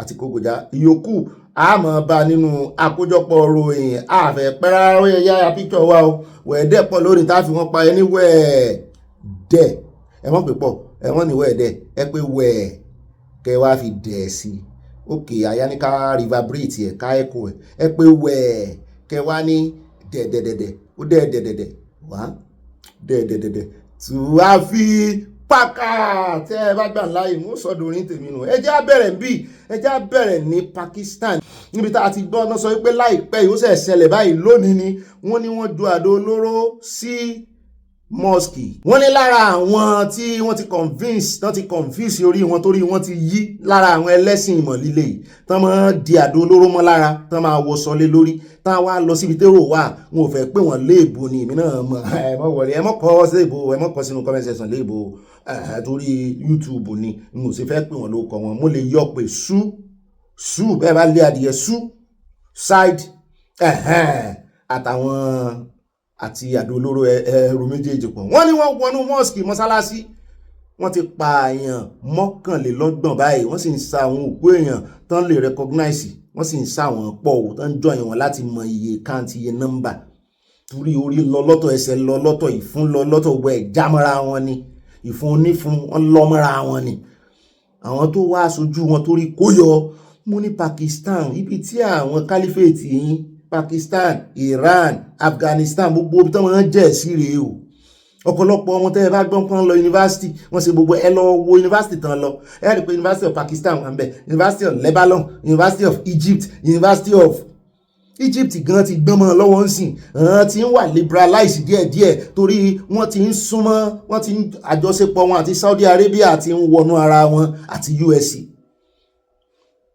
òun rèé o ìmọ̀ líle náà ni ilé ní ó wà tún mú wa yà sí ibì kan tá a ti gbọ́ pé ọwọ́ tẹ àwọn málàmù kan ustaz là mọ́ pé wọ́n nígbà tá a lọ lé kéwú àwọn èmi náà lọ lé kéwú rí dáadáa ustaz là mọ́ pé wọ́n ṣùgbọ́n wọn ò dúró ka tíra tán bí tá a ti gbé wọn ní àjọ civil defence NSCDC wọ́n ti arrest wọn lóńdó kí náà ṣe o wọ́n ní wọ́n bá wọn ọmọlé kéwú wí mo ní kí wọ́n tuntun bẹ̀ wọ́n máa ń já wa lẹ́gbàá ni wọ́n á ní afá irun wa orí náà ti máa ń nà wá nígbà náà àwọn abuse burúkú wọ́n ní in fact kí n jẹ́ kàn sọ̀rọ̀ délẹ̀ wọ́n láwọn eléyìí ò wá lo ẹgbàá wọ́n ní wọ́n wá lọ fi àdá wọ́n lọ fi sínú náà àdá gbóná wọ́n rè rẹ sínú náà wọ́n wá nìkan bu aṣọ wọn wọ́n wá fi pẹ̀tẹ̀pẹ̀tẹ̀ àdá wọ́n fi ń nà wọ́n. wọ́n ní Nigeria Security and Civil Defence Corps NSCDC has arrested 2 Islamic clerics in Owo, Ondo State for allegedly brutalizing 2 àwọn minors wọ́n ní under their care. wọ́n ní the public relation officer PRO wọn lóńdó Daniel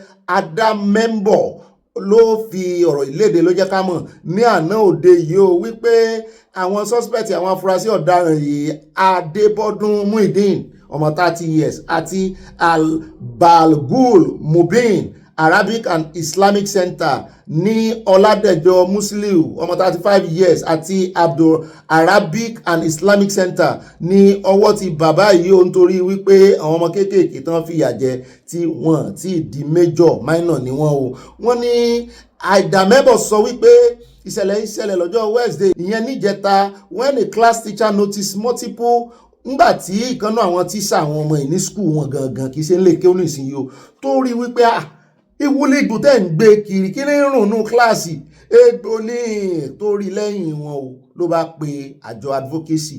He said preliminary investigation showed that the children whose parents reside in Osun had been sent to Owo for Quranic studies alongside conventional schooling pé wọ́n ṣe ń lọ school náà ń lọ He said trouble began when one of the minors returned home with a Vivo Android phone and could not explain how he got it. Wọ́n bá fóònù tí ìṣe tiẹ̀ lọ́wọ́ rẹ̀. Wọ́n ní alukoro àjọ civil defence náà ló tún sọ wípé ọmọ kejì pé was implicated during questioning, causing the clerics to allegedly use a heated cutlass tí wọ́n ti gbé gbóná pé wọ́n béèrè lọ́wọ́ ọmọ kejì náà wípé ó lóun ò mọ nǹkan kan ó fi nà wọ́n nídìí ó fi nà wọ́n lẹ́yìn tẹ́ ẹ bá rí egbò. Wọ́n ní eléyìí tí wàá di child abuse o nígbà táwọn gbé yẹ̀wò àwọn gbé ifá rẹ̀ janlẹ̀ lórí òfin Nàìjíríà rí pé child abuse ló mọ̀ ní ẹ̀kọ́ líle ẹ̀kọ́ òdì tán máa fi kọ́ àwọn ọmọ ènìyàn abálájọ bọ́ bá ti lọ lé ké ó ní ìsìn bọ́ bá ti dé ní ìsìn ó ní ìwà líle sáà ni ẹ worú ẹ̀kọ́ láì ṣe pé wọ́n ń ṣe initiation àwọn ẹgbẹ́ òkùnkùn gan-an ní skul tán máa ń ṣe initiation fún yín wọ́n yìí fi àdá gbóná náà yàn.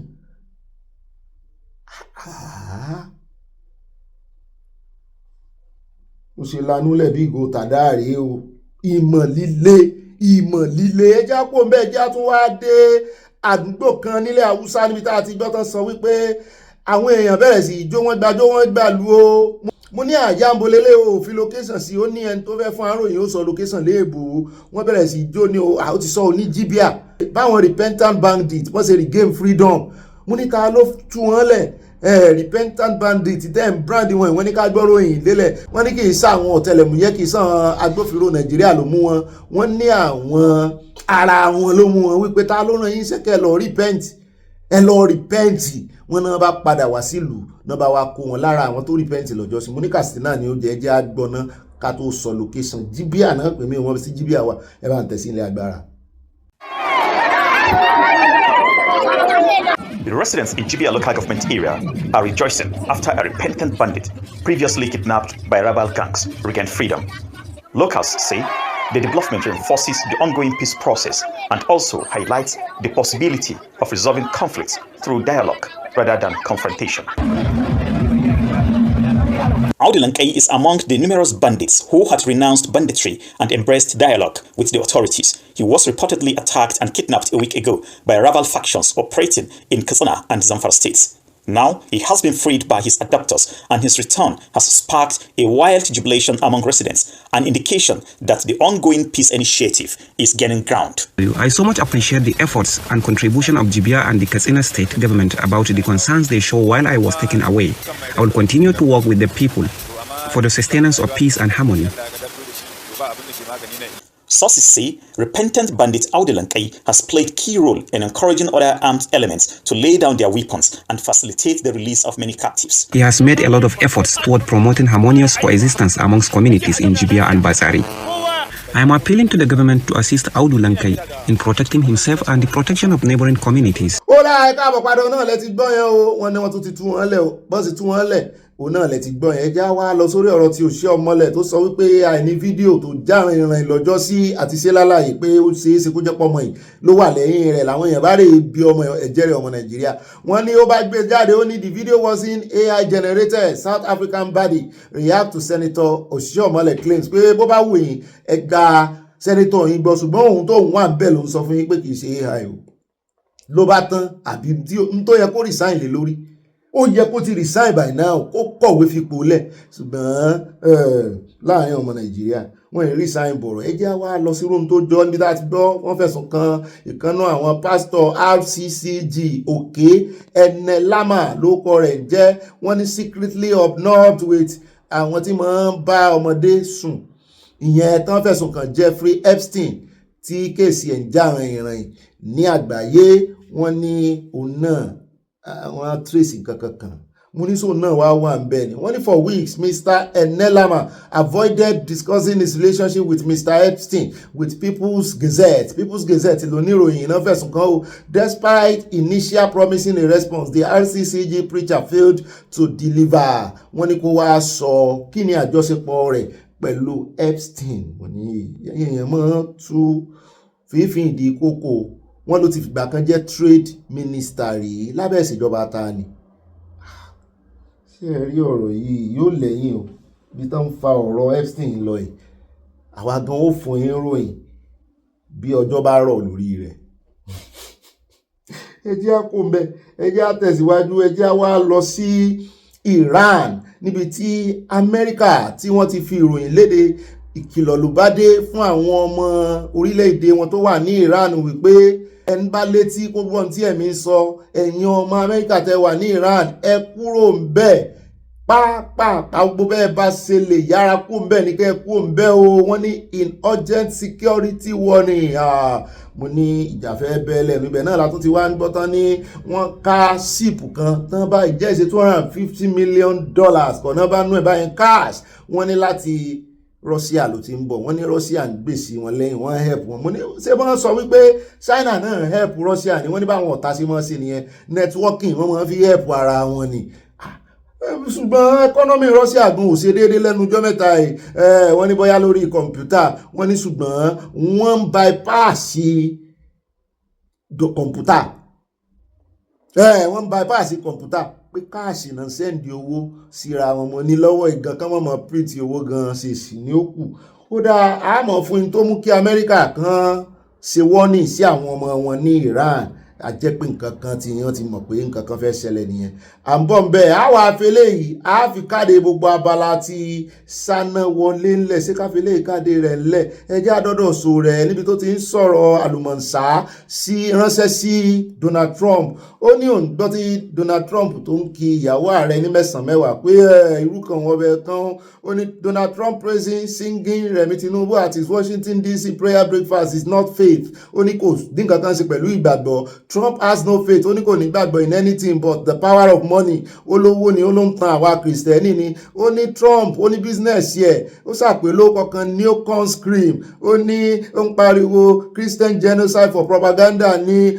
ó ní ẹ mọ́ dá lóhùn ó ní ọwọ́ ti kan ọwọ́ that's the power of fraudster ó ní fraudster ó tún pe Trump ní orúkọ burúkú ó ní wọ́n weaponize religions when it helps them, then auction the same religion to the highest bidder. Ó dán fi ṣe business ni. Mo ní Sowore, ẹnu mi ra kó bá mi, ẹnu mi ra kó bá mi, ọjọ́ ẹlẹ́. Ṣé Sowore ó lè kó Amẹ́ríkà lọ́tẹ̀ ìgbọ̀n mọ́ bọ́n fún passport yẹn? Ìyàwó rẹ̀ sì wà ń bẹ̀ o.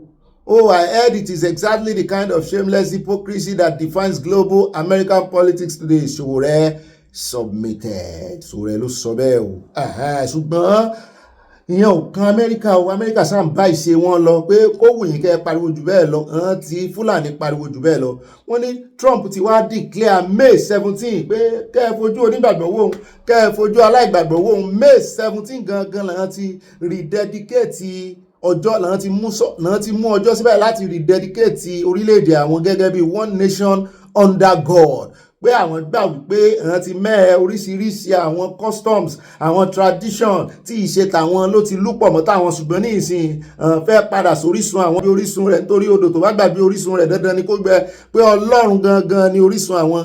Fẹ́ unveil new guidance for school prayers, fẹ́ mú àdúrà ní bàdà.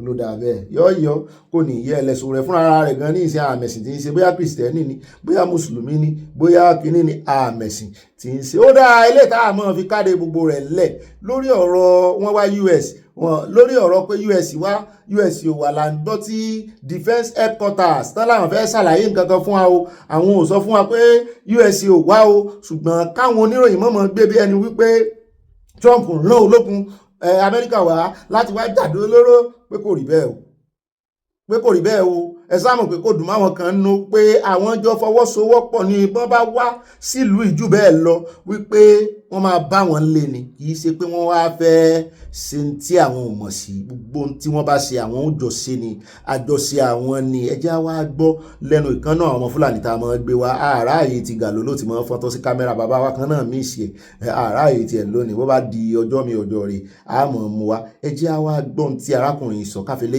káàdì Abala Sanawole ńlẹ̀.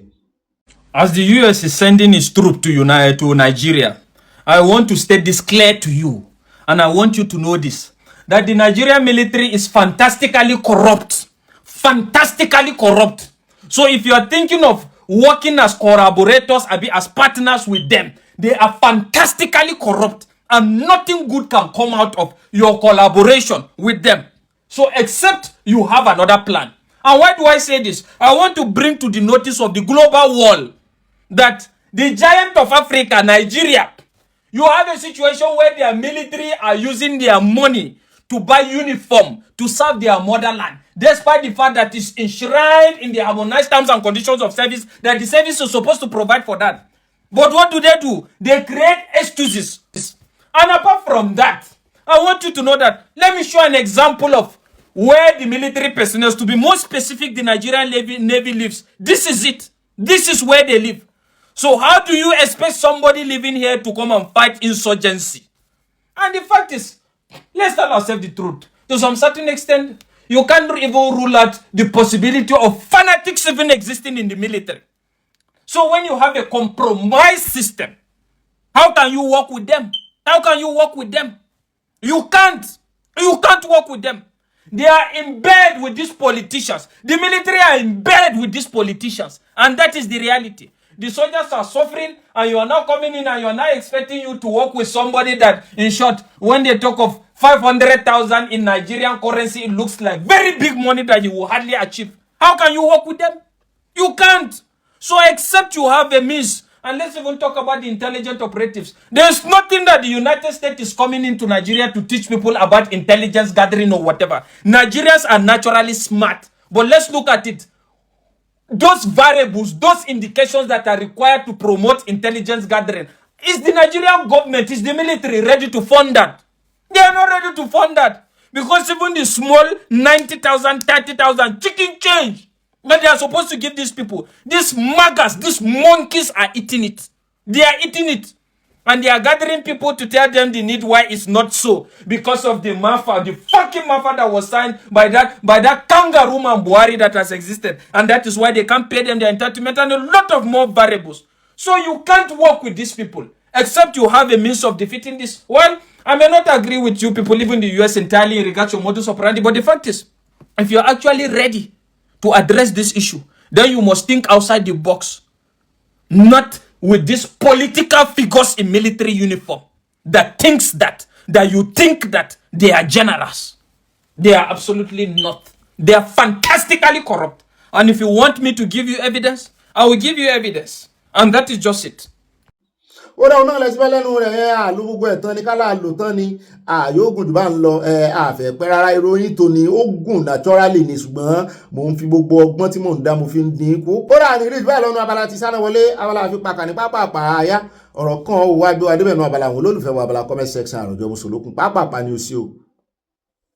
mo máa tún kí n káàbọ̀ sínú abala yìí olólùfẹ́ wa abala comment section at ọmọlára mọ́ mi dáadáa wọn ni ó bọ̀bì ibà Oòduà nation káfàtà ẹ kú ètò ọlọ́run nítorí ọlọ́run yóò máa fún yín ṣe kó mọ́ bá a sí ni mọ́ mi bí agbára ìjọba Kwara kò bá lè ká àwọn afẹ̀míṣòfò kí ìjọba àpapọ̀ dá sí ọ̀rọ̀ náà wọ́n tiẹ̀ ti dá sí kí ọlọ́run tú wọn nínú wọn tẹ lọ́ọ̀sẹ̀ aláti Canada. mọ́ mi Grace olùṣòótọ́ wọn ní exactly what Sowore lawyer said is true. Power belongs to the people living in that country or around the communities. Everyone have equal rights to life and speech. Yoruba nation no going back. Wọ́n tẹ love sí àwọn. náà ni wọ́n tẹ̀síwájú wọn ní $69 billion Nigerian cash with just one person. Wow. And everyone in Nigeria are suffering. Wallowing in abject poverty. We need to know what we're doing before it's too late for everyone. Yoruba nation no going back. Wọ́n tún tẹ love sí à. mọ́ mi Mosúnmọ́lá Olúwo tèmi nìkan wọ́n ní Bobby mi sí orílẹ̀-èdè sá ní Nàìjíríà yìí òkú èèyàn tàbí ẹran ìjọba Kwara kò lè ràn yín lọ́wọ́ ọmọ ìyá kan náà ni wọ́n ní èpè ní ó pa àwọn oníṣẹ́ ibi ọmọ Yorùbá ṣe rojú ayé Ọlọ́run jọ̀ọ́ tètè gba Oòduà nation fún wa o. mọ́ mi Alhaja Modina Solomon wọ́n ní hello someone is preaching ó dùn mọ́ mi gan-an ni Pastor Bobby ló ń preach tí mo mọ̀ ní mo mọ̀ sọ wọ́n mọ̀ jù á lọ lórí ìkànnì àwọn tó mọ Bíbélì dáadáa. mọ́ mi Elizabeth Oyeniya mọ́ mi Lújẹ̀sà wọ́n ní Ọ̀gbẹ́ni Bobby area you didn't carry the news from the Kwara. This is so sad. àtọmọtaya Akínúsì wọ́n ní ó bí òpònú ní gbogbo àwọn tó ń sọkún lórí owó tí olódòdẹ ti fi ń rìnrìn àjò. ẹ bá wa béèrè lọ́wọ́ àwọn ẹlẹ́kún iye tí Buhari ná ní ìgbà ìjọba rẹ̀ gbogbo yín ẹsẹ̀ bẹ̀rẹ̀ ẹkún ni o ṣé pé kán sunkún sábọ̀ ẹ̀yin olódòdẹ lẹ́wà. wọ́n tẹ̀síwájú wọ́n ní ó bí ẹjọ́ ẹ bá wa sọ fún ajá tó sì ń ranjú tótó tí ń gbò yìí kí òun àti àwọn Fúlàní àtọ̀húnrìnwá wọn yí padà sí desert tí wọ́n ti yà wá sí orílẹ̀-èdè àwọn ẹranko jàtìjàtì. ṣé Professor Yusuf Lembawi continuation rẹ̀ mọ̀ ń bọ̀ lónìí. wọ́n mi Olúṣọlá Adébáyọ̀ wọ́n ní òbí àfi kí ọmọbìnrin kó lọ wá ibi sápamọ́ sí o torí àwọn tí òkè ọya máa wá ọ̀nà láti gba ẹ̀mí ẹ̀. òtítọ́ korò ọmọ Haúsá tó sòótọ́ ọ̀rọ̀ lánàá àwọn méjì tí ẹni mi ò rò pé Nàìjíríà ló wà ṣùgbọ́n ó wà Nàìjíríà kò sí Nàìjíríà wò ó kò kan àwọn ará bí o. mo gbọ́ wípé tí wọ́n tún burú o wọ́n ní bó ṣe máa ń rán àwọn èèyàn wọn sí àwọn tó bá wà ní outside. mo ti dọ́dọ̀ mọ́ mi Dorcas Dúró Olúwatúnmiṣe wọ́n ní ìpànìyàn ní Kwara kò sẹ̀yìn gómìnà wọn o. mo bá yín falẹ̀ jẹ́ lì sí ẹni tó raṣọ sójà ti ní iṣẹ́ ibi tó fẹ́ fi ṣe òyìnbó tó mú Bíbélì wá kò tẹ̀lé òfin Bíbélì. wọ́n mi Comfort Adélẹ́yìn wọ́n ní ẹ wò ó kí wọ́n lọ dìmọ́ transformer sí àsìkò yìí ló yẹ kí wọ́n máa sọ gbogbo ìsọkúsọ yìí pẹ̀lú gbogbo àwọn tí wọ́n ṣẹ̀ṣẹ̀ pa ní Kwara. ṣé ẹ rí i pé ẹlẹ́mìí Sátánì làwọn kinní yìí. mọ́ mi Dúródolúwa Dorcas Olúwatúnmiṣe mo ti dé kọ́mẹ̀ntì yín kejì wọ́n ní ìyàtọ̀ tó wà láàrin PDP àti APC ni wípé APC gba Trump láàyè láti jà fún Kristẹni.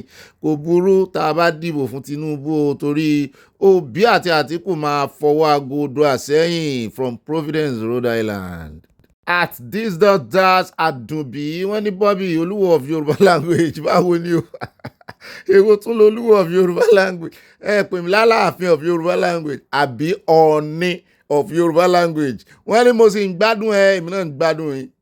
ibà màámi wọ́n ní only jàgídíjàgan is allowed as in Kwara now. Olódòdè kudos for tackling insecurity. Sir, incorporate regionalism alongside coping insecurity àti ẹ̀mọ́ tí ń dá state police dúró. Regions can now tackle arising security challenges, please. At Kosiranu wọ́n ní ó bí ẹkú dédé àsìkò yìí o. wọ́n ní this old man can go and hug Transformer for all I care. Fulani elders are the most useless people in the entire universe. I can't wait for the time we will part ways with these evil people. Bẹ́ẹ̀ náà ni wọ́n tẹ̀síwájú wọn ní ẹ sọ fún Gumi àti àwọn èèyàn rẹ̀ wípé àwa kò gbọ́ nǹkan kan lásìkò yìí wọ́n ti gé wa létí lọ bẹ́ẹ̀ ni. If he's not pleased with America's presence in Nigeria, he should go back to Futasoro bẹ́ẹ̀ ni kán wọnú ìbànújẹ́ Fúlàní wọn lọ where he came from. Àtàdépọ̀jù Ọpẹ́yẹmí wọn ní Mr. Bobby yóò dára fún yàmí àti gbogbo wa nínú ìdílé aláyọ̀ yìí bí ẹ ṣe máa ń yànnà náà rọ̀ ta ni ó lè bá àwọn àgbààgbà Yorùbá sọ̀rọ̀ kí wọ́n dìde o wọ́n tẹ love sí àwọn fúnra wọn náà bára wọn sọ̀rọ̀ ó dọjọ́ tó bá wù wọ́n láti bára wọn sọ̀rọ̀ wọ́n fẹ́ gbọ́rọ̀ sí alẹ́nu. Mọ́mí Tóyìn Adéoyè wọ́n ní hello honourable Ọ̀gbẹ́ni Bobby Ìtìá ìbà ìbọ̀bọ̀ mọ́mí ẹ̀yin gan ẹwà honourable mo bu ọlá fún yín wọ́n ní ìbà coded ìbà mọ́nàtán and ambassador àyà oníròyìn ayọ̀ fún ọlọ́mọ ìlú ayọ̀ ní o nínú ilé aláyọ̀ yìí ayọ̀ yìí lo ayọ̀ yípọ̀ ó yípọ̀ wọnú ayọ̀ yọ yẹ yín mọ́mí shalom. Mọ́mí ìyáàfin Fáláì wọ́n ní òbí olúwa kò ní jẹ́ kí sàrẹ́ alágbára ní ilẹ̀ Yorùbá kí olúwa gba Oòduà nation fún wa ní ọ̀nà àrà gbogbo ohun tó dorí kodò yìí àdúrà ló lè ṣe o kó dára Oòduà nation no going back wọ́n tẹ love rẹpẹtẹ sí aláti Canada. Àtìmọ́mí Mary Odunu wọ́n ní ìbáwẹ̀ẹ́dẹ́ àfipáka gbogbo ẹ̀ka ìjọba ní ìwà ìbàjẹ́ sódò sí o nọ́mbà 3 nílùú tó ń parọ́ ojúkorojú ìyẹn Àpábíò bàbá Jákàndé sí dáadáa fún ará ìlú wọn kọ́ ilé fún mẹ̀kúnnù a ò rí nǹkan tí àwọn eléyìí ṣe àfi kí wọ́n wọlé òótọ́ ọ̀rọ̀ ni òun mi. At Remi Yekan Trump wọ́n ní America doesn't make empty threats when they speak they act. God bless America, God's own country. I stand with President Trump. America now only superpower country now. Yekan Trump mo jẹ́rìí.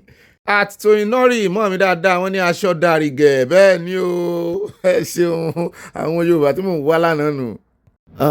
Priest ti ń gbèjà Wike bẹ́ẹ̀ náà ni mọ́mí Florence Alade wọ́n ní ibà ìbọ̀bọ̀ ẹ fi àwọn Fúlàní sílẹ̀ kí wọ́n máa fọ apájánú olódòdó ògbésẹ́rán wọn ọ̀ràn èèyàn kankan tiẹ̀ o wọ́n ní àgọ́ Yorùbá ni yóò dádìyẹ wọn gbẹ̀yìn ohun tí àgbà fi ń jẹ̀kọ́ abẹ́ ìwé ló máa wà lóòótọ́ Oòduà nation no going back Malami ń jìyà ẹsẹ̀ rẹ̀ ni o ó ṣe bẹ̀rẹ̀ ni o wọ́n tẹ lọ́ọ̀ sí àti nǹkan panu. Mọ́mí Tóyìnọ́rì wọ́n ní pásítọ̀ Gumi pásítọ̀ sọnù abẹ́rẹ́ tí ń fi bíbélì tó fẹ́ mọ́ fi wàásù fún wa. Mọ́mí Ẹniọlá Fọláwíyọ́ wọ́n tẹ lọ́ọ̀fù sí wa.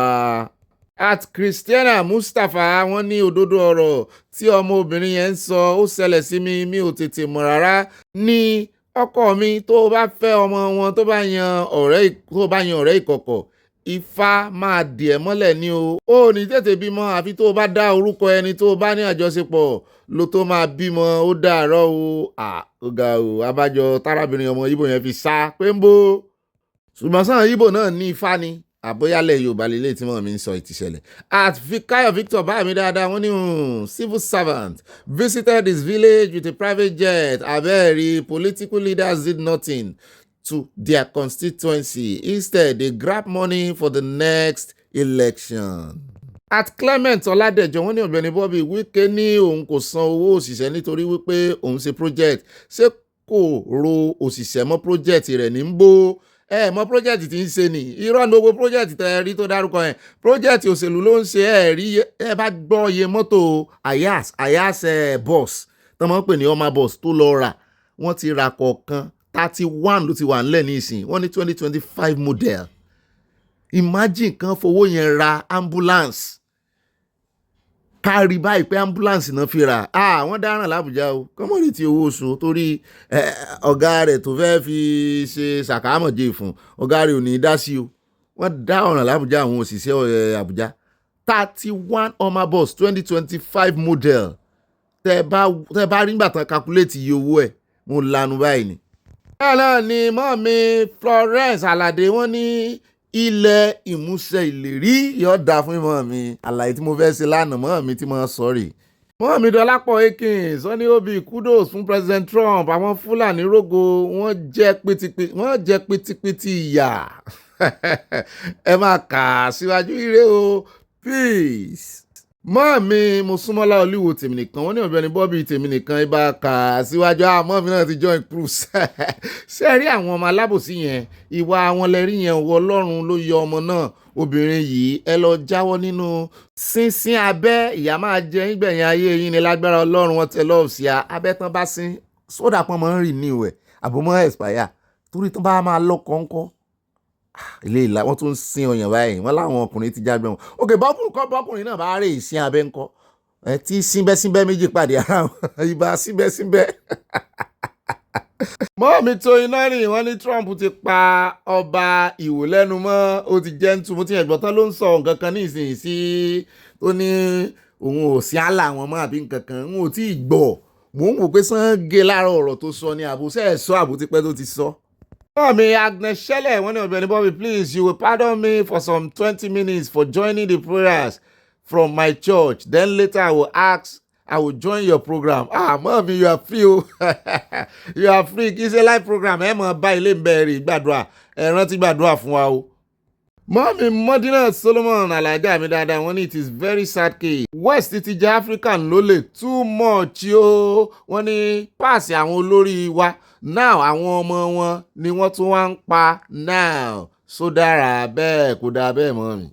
Mọ́ọ̀mí tó iná rí wọn dá mi lóhùn wọn ní Ọ̀gbẹ́ni Bobby mò ń jẹ́ o èmi mo béèrè wọn lánàá kọ́mẹ̀ntì wọn in fact mi ò rò pé 2 lines rí ṣùgbọ́n nǹkan kẹsẹ̀ ràgò. At Salibakare wọ́n ní if the Ghanaian were a Nigerian and the tenant owes rent he should take her to court not remove the roof. Àbí àtọ̀rìn ìwà ọmọ Ghana náà ti ń ṣe bí ọmọ onílẹ̀. Bẹ́ẹ̀ náà ni at YTM olórí ọ̀dọ̀ wọ́n ní bunch of thanks to Trump for his intervention in Nigeria to battle terrorism in the now troubled nation in the hands of bandits.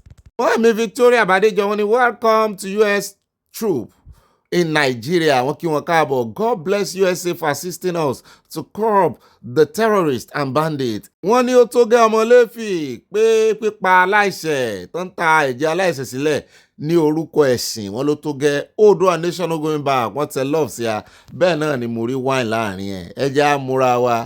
Báàmí Kẹ́hìndé Òsénì Sàlímù ọmọ Òwò lódò ọba ọmọ atẹnigbẹ ọlọ́run atẹnigbọrẹ original ọmọ Òwò wọ́n ní kí gbogbo àwọn ọba wa ní gbogbo ilẹ̀ Yorùbá pátápátá àti àwọn ẹlẹ́sìn àbáláyé àfáà pásítọ̀ ojúlówó ọmọkọ Yorùbá kí gbogbo yín pátápátá tètè jáde síta ní o kí àwọn Fúlàní fi gbogbo ilẹ̀ Yorùbá sílẹ̀.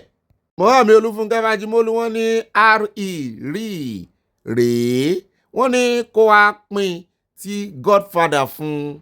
Báwo ló ṣe fẹ́ ṣiṣẹ́ ìlú kí ló ṣẹlẹ̀ sí Ambode lẹ́kọ̀ọ́ Arẹ́gbẹ́ṣọlá ní Ọ̀ṣun wọ́n ní ààbọ̀ iṣẹ́ ni wọ́n ń ṣe ní stéètì wọn Oyètọ́lá ọmọ báàtì ní Adélékè ṣe gba àkọọ́dù lọ ó ní òun kò ní sanwó ọmọ gọ̀mọ́. Mọ́ọ̀mí Elina Oyènúbi wọ́n ní Ọ̀gbẹ́ni Bobby ọkọ̀ ẹlẹ́yà ẹ̀kú iṣẹ́ ọpọlọ níbi tí alágbára gbé ń ṣiṣẹ́ tó ń ṣe wàhálà àárọ̀ tí ó lè dìde o a sì máa rí ṣe òyà aráyé o ẹ má pa kádàrá mi dá. Ẹ fẹ́ tì mí sí rìn Ọlọ́run á gbà wá ní ìlú Nàìjíríà o from Texas USA. Mọ́ọ̀mí Michael Jr. ó ní èmi ní Tóyìn Michael also known as Hallelujah láti Sùúrùlérè ibà gbọ́màbí wọ́n mú jẹ́ ibẹ̀ sí ń pè mí àní wọ́n ti gé wa létí lọ lórí ọ̀rọ̀ bàbá wa Tinubu. Àwọn mi gúrùpù kan náà lájọ wa wọ́n ti gé mi náà létí lọ wọ́n ní àwọn Fúlàní àfẹ́ ńlá wọ́n á sáré kábàkábà àsìkò ikú wọn ti dé. Captain Mike Adesanya ẹkú jọ mẹ́ta o àìbẹ́rìṣà attention wọ́n ní ó bí èèyàn ò tọ́ mo mà kí yín lọ́pọ̀lọpọ̀ bá èmi gan mo sábà yín o wọ́n ní ẹ mà kó àmójúbà àwọn ológun Amẹ́ríkà ìgbà wọn yóò tù wá lára Ọlọ́run yóò fún wọn ṣe o àmín. Ní ti àwọn tí wọ́n ń sín ọmú tí wọ́n ń sín ìsàlẹ̀ wọ́n ní ẹni tí ń wàwàkúwà yóò rí ìrìkúrì wọ́n tẹ lọ́ọ̀bù sí a báwa ò bá wàwàkúwà àwọn ọmọ wa lọ́kùnrin tó fẹ́ gbé obìnrin wálé fẹ́ wá fẹ́ ń kọ́ kọ́lọ́mọ̀jẹ̀ kan gbégun eléegun ẹ̀rù ń bà mí èwo ní ti abẹ́ sísín ọ̀yàndì torí ẹ̀ mo ṣe béèrè wípé sí mọ́ expire wọ́n mi Abọ́láńlé Ògúndọ́là àwọn ìṣọ́dọ̀ ìyàrá wọ́n ní ikú ọ̀tá ìkẹyìn tí a máa parun gẹ́gẹ́ Bíbélì ti sọ òsúnrẹ́ o àǹtí Ajára gbogbo wa la jẹ gbèsè rẹ̀ o. So sorry to the family. I pray affliction will not arise in the family again. Love from Mama Dollar. Wọ́n tẹ love sí a. Sunday Ògúntúàṣe wọ́n ní Ọ̀gbẹ́ni Bobby ẹjọ́ arákùnrin ilẹ̀ Haúsá tó máa ń fọ́tọ́ níwájú kámẹ́rà ọmọ Fúlàní ni ṣé kò tí ì mọ̀ wípé àwọn sójà Amẹ́ríkà ti dé sí Nàìjíríà ni ẹjọ́ ẹ bá wá yín tiẹ̀. Ọmọ Adésọlá Ọládèjì wọ́n ní àwọn Ghana wọ́n wíkẹ́ndì gan-an wọ́n náà wíkẹ́ndì yóò yẹ ibẹ̀ sí bá ń kọ̀hún bẹ́ẹ̀ náà ni Ọláyínká Rukayat mọ́mí ni always saying give us our Yorùbá nation please. Ọmọ Adésọlá Ọládèjì wọ́n ní ṣe bí iṣẹ́ ẹ̀yin Fúlàní náà nù ẹ̀yin ìran òfò ìran eléré ibú gbogbo yín kò síbi tí ẹ dé tẹ́ ò dàrú tó dáa rí. Ọmọ Christiana Mustapha wọ́n ní Ọ̀gbẹ́ni Bobby akú iṣẹ́ àtàárọ̀ Ọlọ́run Elédùmarè a máa sọ wà mí o a ò ní ráàrin fẹsẹ̀ sí kí Elédùmarè máa wà pẹ̀lú yín àmì o. Wọ́n tẹ lọ́ọ̀fù sí abẹ́ náà ni wọ́n fi nǹkan ijó àti orin ránṣẹ́ mo rí dùrù àwọn gan ti ń jó lọ jájọ́ ìwọ̀n gbogbo orin yín dùn lónìí I love you wọ́n tẹ lọ́ọ̀fù sí wa. Bọ́ọ̀mí we love you too bá mi fọlọ́nsọ́ta nímọ̀lá kò sẹ́dá kan wọ́n ní Bobby Ọlọ́run yóò àlákà gúnmí àti Sátánì ti Sókótó àmì ikú ìbọn ni yóò pa wọ́n. Trump you finally mọ̀ wọ́n bíi òkété Odùduwà nation no going back you finally mọ̀ wọ́n àbí mú wọn méjèèjì náà ló lọ. Bọ́ọ̀mí Kemos Blonsky wọ́n ní Gumi don't worry about we true citizens of Nigeria we love Trump tó ṣe ìkà fún wa níbi tá a bá dé yìí it is better than allowing your terrorists and bandits group that are tán pa àwọn èèyàn ìran apààyàn ní ẹ Trump will soon finish you all pé Trump ó dájú Gumi lọ kó ó ṣe ìgbìyànjú rẹ o wọ́n wulẹ̀ preach fún wa. Mo tún padà sọ́dọ̀ ọmọ mi Tóyìn ìyá Michael also known as hallelujah wọ́n ní ṣe bí àwọn Fúlàní sọ wípé tí wọ́n bá bí Trump dá kó fi àwọn ọmọ ogun ìrànṣẹ́ sí Nàìjíríà àwọn ọmọ ogun Trump ti dé báyìí ẹ̀yin ọmọ àlè Fúlàní kó pa yín. At Mrs. C Power wọ́n ní they need to be using drones to find all the terrorists in the bushes. Kò yé mi o àwọn tó pààyàn ní Kwara mi ò mọ ibi tó ń sá sí o. Báàmí Adétáyọ̀ Adégẹ̀yìn wọ́n ní Obì Olódùmarè yóò dúró tì wá ní ìdílé aláyọ̀ yìí àmì o. Mo dúpẹ́ pé ẹ rántí mi nínú àdúrà kò ní í ṣe ti yín tì táyà tọmọ. Mo mọ̀ lóore o please turn over báàmí dáadáa yóò yẹ yín a lè mọ̀ rántí yín nínú lórí ìkànnì mo gbé fún yín. Bọ́ọ̀mí Dorcas wọ́n ní Olúwa ṣeun fún ìpàdé alẹ́ yìí o wọ́n dúpẹ́ lọ́wọ́ Ọlọ́run àwàláyé àtúnwàláyé tó dára. Báàmí Òkè ńlá Adédọ̀tun wọ́n ní olùkùnmi Bobby akọ ara yá o àwọn ti Amẹ́ríkà yìí o kéwú tó bá wu Gumi àtàwọn ẹ̀mẹ̀wá rẹ̀ ní kí wọ́n máa ké o àwọn sàbẹ̀ rẹ̀ tíra tó bá wù wọ́n ní kí wọ́n máa àṣà sí òran bèbí wọ́n máa ṣòfò gbẹ̀yìn ní ẹ̀sìn kírun àṣẹ́sì ti gùn bẹ́ẹ̀ sí sọ̀hún. Báàmí Adétáyọ̀ Adégẹ̀yìn wọ́n ní Obì àtàyà gbogbo ìdílé aláyọ̀ yìí dúpẹ́ lọ́wọ́ President Trump iṣẹ́ tó bẹ̀rẹ̀ Olódùmarè yóò jẹ́ kó parí ẹ̀ Oòduà yóò sì gba òmìnira láìpẹ́ ìbùkún ní fún orílẹ̀-èdè Yorùbá from Newark New Jersey USA wọ́n tẹ love sí ààbò ní wẹ́dà yín ní Newark ṣé bọ́ tiẹ̀ ṣe ń pè ní mo ṣe pè yẹn Newark àbí Newark. Mọ́ mi Fúnmilọ́lá Bello mo ti ń retí yín wọ́n ní Ọ̀gbẹ́ni Bobby ìbá kọ̀ǹfàmù rẹ̀ kó tó sẹ́ndí rẹ̀ nǹkan ò ní sẹ́mi yín ọkọ̀ wa tàtà àti CSI adúpẹ́ lọ́wọ́ Trump pípa yìí ti pọ̀ jù lórílẹ̀‐èdè Nàìjíríà kí àyà wọn ní kí o fẹ́ gbàgbàdo o fẹ́ jẹ ọ̀gẹ̀dẹ̀ náà ó dáa kókókó. Mọ́ọ̀mí Olúṣọlá Adébáyọ̀ wọ́n ní God bless America wọ́n tẹ lọ́ọ̀fù sí àti nǹkan panu àti wine Obì ẹ bá mi fi wáìnì ṣe àjọyọ̀ pẹ̀lú àyájàre tí wọ́n bá wọn àti ń fi wọn pàwẹ́ dẹ́. Mọ́ọ̀mí Olúfúnkẹ́ Fájímólú wọ́n ní Bobby ẹ̀yin ìdílé aláyọ̀ yìí ẹ̀yin náà wà lára wa ẹ̀ ní àwa ẹ jẹ́ kí àdúrà wa kúnná kí Ọlọ́run nínú àánú rẹ̀ lo Trump láti bá wa pín Nàìjíríà kí ilẹ̀ Oòduà nation tètè gba òmìnira wa mọ́ọ̀mí àwọn ìgbàdúrà bí o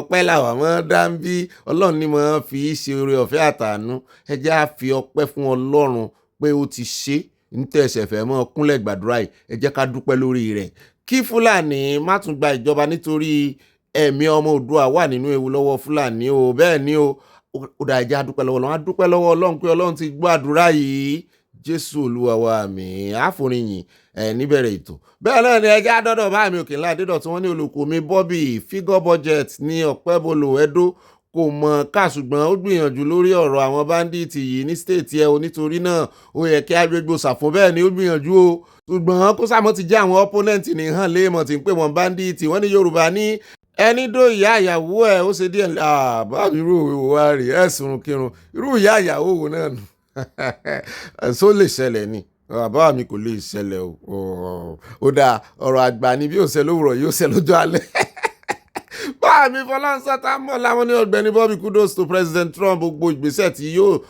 tó bá máa gbà Ọlọ́run kí Olúwa tètè gbé kí Yorùbá nation kúrò nínú Nàìjíríà Oòduà nation no going back wọ́n fi nǹkan paná ránṣẹ́ sí Trump. Báà mi Grace Olùṣòótọ́ wọ́n ní kò fi ìtìjú kó àrùn o ta ló mọ nǹkan tí ọkọ rẹ̀ ń ṣe fún kí ó tó máa yan àlè ṣùgbọ́n ohun ènìyàn kò mọ Ọlọ́run nìkan ṣoṣo ló mọ̀ o ó dára bí ó ṣe ṣe yẹn àwọn tí ó bu èyí tí wọ́n ń ṣe nípamọ́ ojú ti ọmọbìnrin yẹn bẹ́ẹ̀ ni òótọ́ ni àmọ́ tí ọkọ rẹ̀ náà ń ṣe bóyá ọkọ rẹ̀ yan àlè ọkọ lè lọ yan àlè ṣùgbọ́n ó fi ìyàwó pamọ́ ó bá lọ kó ìdọ̀tí ń ta tó kó àrùn ń ta ó ń kó bọ̀ wá báyàwó ńlé ọmọbìnrin yẹn yà sòótọ́ ó bẹ́tà bó ṣe sòótọ́ yẹn bẹ́ẹ̀ náà ni àti Josephine Aláwìyé wọ́n ní Obi àtàyà thank Almighty God for your trending good news mọ́ mi yọ yẹ̀yìn grandma all of us on this platform are happy for the first lady recognition by President Trump blessed wọ́n tẹ lọ́ọ̀ sí àti nǹkan panu. àwọn Fúlàní mọ̀ ń bínú mọ́ mi wọ́n ń bínú mọ́ mi Fúnmilọ́lá Bello wọ́n ní Ọ̀gbẹ́ni Bobby bá kéde fún Yorùbá nation káfàtà kí Ọlọ́run bá wa tẹ́ àǹtí ajára sí afẹ́fẹ́ rere o ọdún ajínà síra wọn the love comfort our family àmì Obi love you ẹlẹ́yà sálàáfíà lẹ́wà wọn tẹ love sí à wọn ò gbúrò ẹlẹ́yà lónìí. mo sì rí kọ́mẹ̀ntì mọ́ mi Fúnmilọ́lá kejì náà ó ju 5 lines lọ ó dùn mí kó ju 5 lines lọ pé mọ́ mi Fúnmilọ́lá mo fẹ́ ka kọ́mẹ̀ntì yìí. mọ́ mi Abọ́láńlé Ògúndọ́lá wọ́n ní Ọ̀gbẹ́ni Bobby àtàyà mi ọ̀wọ́n mọ́ mi ẹ̀yin náà gbọ̀pọ̀ lọ́wọ́ mi ẹ káàbọ̀ sórí ètò mo kí gbogbo ọlọ́mọ ìlú káàbọ̀ sórí ètò pẹ̀lú mo gbàdúrà fún ààbò Ọlọ́run lórí gbogbo wa love from Mama Dollar wọ́n tẹ love sí àti nǹkan panu. mọ́ mi Rama Títílayọ̀ wọ́n ní ibà pàpàpàràdà ibà yá ẹ̀mà kalẹ̀ ẹ̀sẹ̀ rí nǹkan tí àwọn ìjọba sọ àwọn ọmọ Nàìjíríà dà ká tún máa tọrọ owó lójú àgbàgbé ó ti dójú ẹ̀ báyìí o ibo láyé ń lọ o ibo ló ń rè Ọlọ́run bá wa tún Nàìjíríà ṣe wọ́n tẹ lọ́ọ̀sẹ̀ àti nǹkan panu.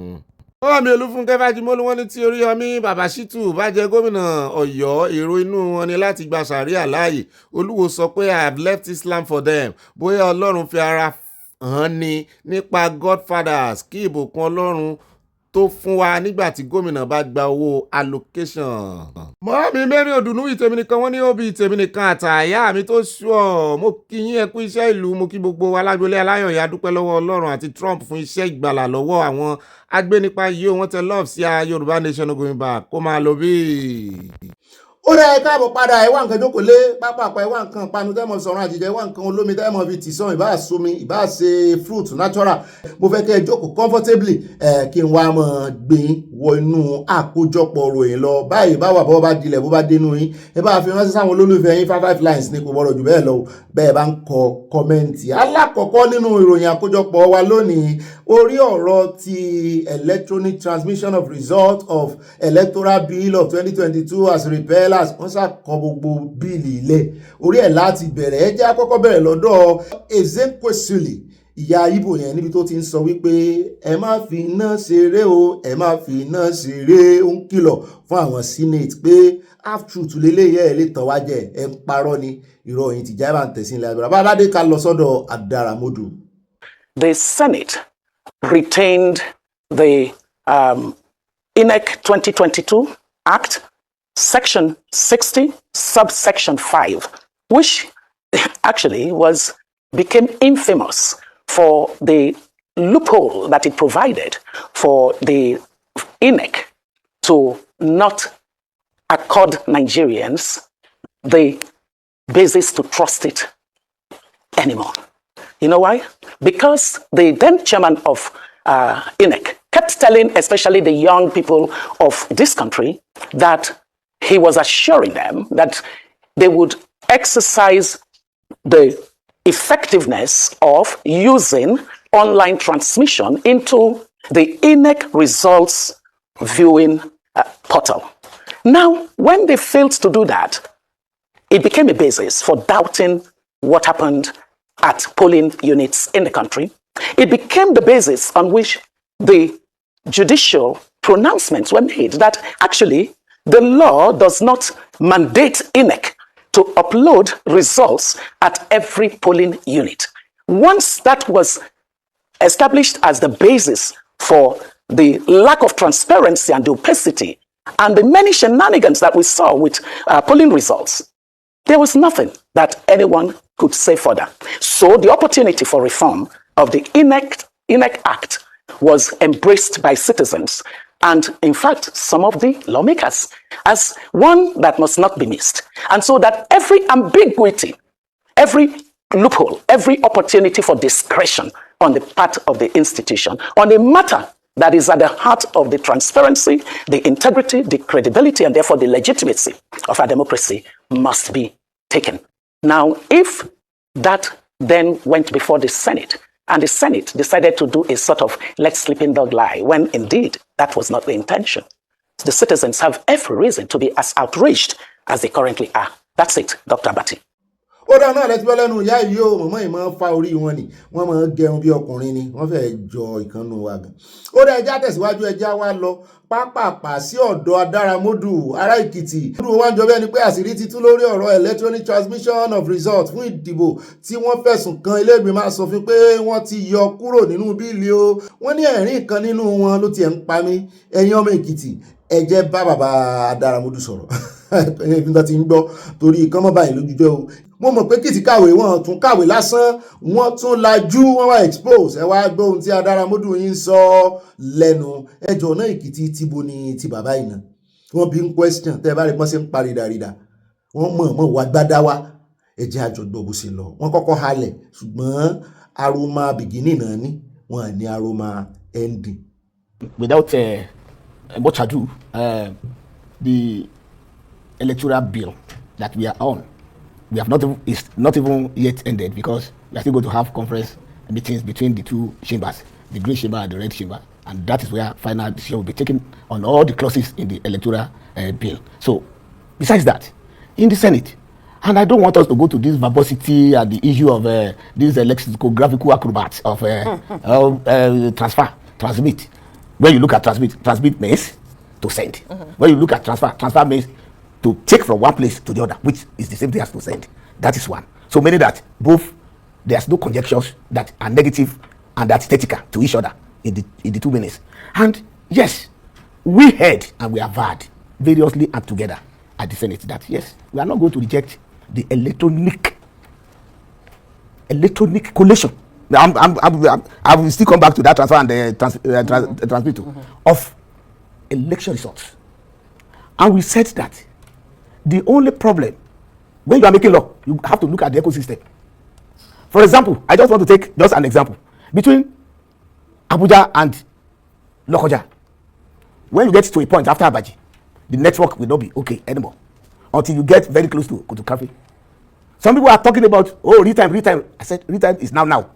Now, does it mean that if there is election in the village around that place, because we have polling units there, and then the results were not uploaded now, because when you are uploading, it means that portal was open immediately, and then if network is not there, the portal will not open.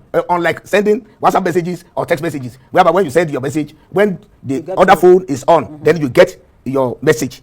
But when the portal is to be opened, and then you are supposed to engage that portal, if there's no network, the portal will not open. And now somebody now says, oh, I'm the presiding officer, I'm going to Kotokafe to go and upload. And then somebody who has lost an election in that polling unit now start crying blue border that, oh, they want to leak me out because it's going to take you about 2-3 hours to get to where you are going to upload. Then it means that the instanta has already been defeated. That is one. Then two, we are now saying that there are two modes of getting the results to the public. Right. One, the manual, then the electronic. We said the electronic, we uphold it. It's upheld. The electronic is upheld. It is arguable in court. Whatever is there is arguable in court. Since the manual is arguable, then the electronic is arguable. Ó dá o ẹjẹ́ ń sún yín síwájú ká mọ́ gba táìmù ara wa jù ibi tá à ń lọ gangan rèé o ní 2023 nígbà tí ọ̀rọ̀ election ṣẹlẹ̀ nígbà tán délé ẹjọ́ dálẹ́jọ́ náà ni wípé INEC lágbára láti sọ bí wọ́n ṣe lè upload election result bí wọ́n ṣe lè transfer rẹ̀ ṣùgbọ́n àwọn èèyàn fẹ̀sùn kan àwọn INEC ńgbà náà wípé wọ́n dìídì mọ̀ọ́mọ̀ lo IREV torí ẹ̀ náà fi manual as excuse inú manual náà ti yan àwọn ọmọ Nàìjíríà jẹ wọ́n nítorí ẹ̀ làwọn ṣe ń béèrè fún electoral reform pé torí pé kán lè mandate electronic transfer kán lè yọ ti manual kúrò ń bẹ̀ ṣùgbọ́n àwọn iléègbìmọ̀ asòfin bí ìgbà tí wọ́n tún fẹ́ ọgbọ́n àlùmọ̀kọ́rọ́ yìí tán lò fún àwọn ọmọ Nàìjíríà 2023 òun náà tún fẹ́ dá in case bí ọ̀rọ̀ bá ṣẹlẹ̀ táwọn ọmọ Nàìjíríà náà bá tún yarí pé kí ló dé tẹ́ lo transmission electronic wọ́n á tún ní ṣe bí òfin fààyè rẹ̀ lẹ̀ fún INEC torí ẹ̀ ni wọ́n sì fẹ́ lo mandatory torí ẹ̀ ni wọ́n sì fààyè manual lẹ̀ ṣùgbọ́n ẹjẹ́ wa gbọ́bi tí wọ́n ti yí bọ̀dá ìmọ́lẹ̀ nígbà tí wọ́n bi wọ́n pé àwọn tí ń ṣe POS nínú oko níbi tí ò sí network ṣe bí network wọn ń lọ. Yes, it is fundamental. Yes. Why the Senate President said we are retaining is this: the spirit of a law and the letters of a law. What is the spirit of that clause? The spirit of that clause is that electronically election results must be collated and be sent to whatever portal that the INEC must have created. You can call it IREF, you can call it MREF, you can call it TREF, you can call it whatever ref.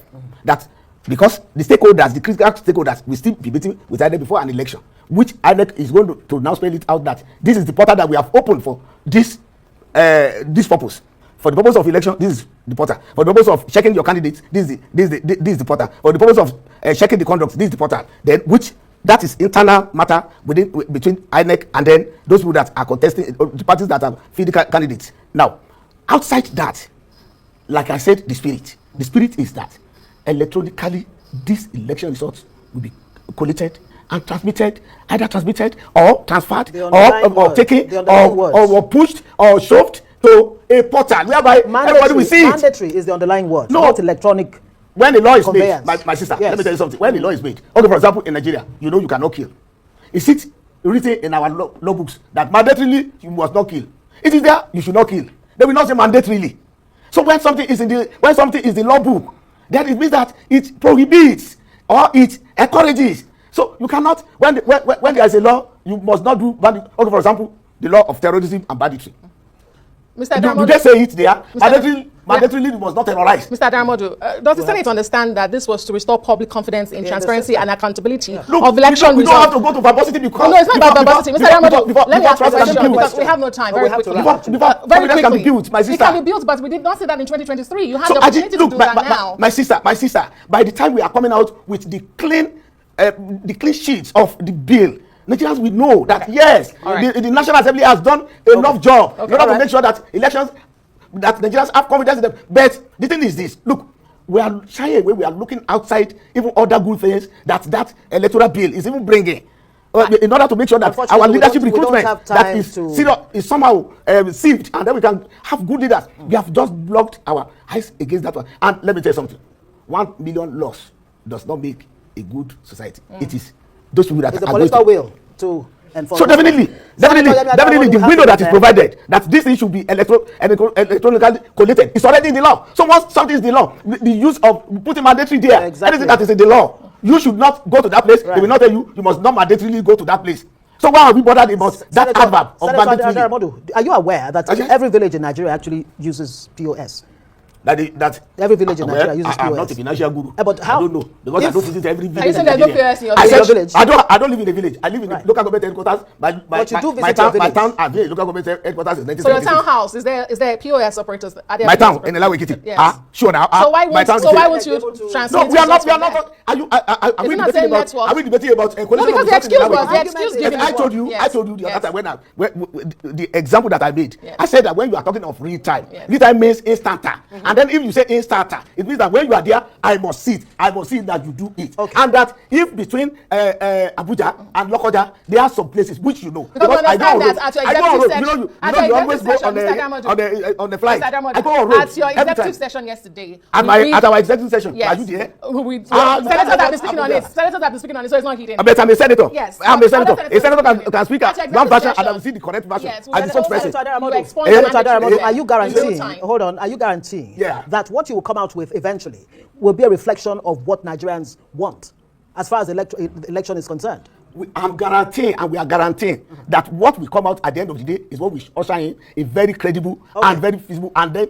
ṣùgbọ́n bí mo ṣe gbà mọ́ wọn lẹ́nu náà làwọn ọmọ nàìjíríà ṣe gbà mọ́ wọn lẹ́nu wípé àwọn ò bìlíìfù wọn tẹ́ ẹ bá fẹ́ káwọn ọmọ nàìjíríà kínú wọn dùn tẹ́ ẹ fẹ́ ṣe ìfẹ́ wọn ní ìsìn táwọn nàìjíríà ń béèrè fún ni pé ẹ fi síbẹ̀ mandatorily kó mọ̀ sí ọ̀rọ̀ manual upload ń bẹ̀ ẹ fi síbẹ̀ kẹ́ẹ̀sì lọ provide the network níbi tí ò sí network ìwọ ló ń sọ̀rọ̀ network ìwọ ló ń sọ wípé kò sí network láwọn ibì kan wà ń bí ọ lórí ọ̀rọ̀ POS ẹ wá ń ká lòlò kó ṣe inú oko kó ṣe inú jù kó ṣe àárín ìgboro bẹ́ẹ̀ bá rè gbowó ní POS kẹsàn-án kan náà ló gbowó rẹ̀ bí ò bá sí network wọ́n ní ó padà wá bó bá sì wà ó gbowó rẹ̀ náà ni kí ló dé.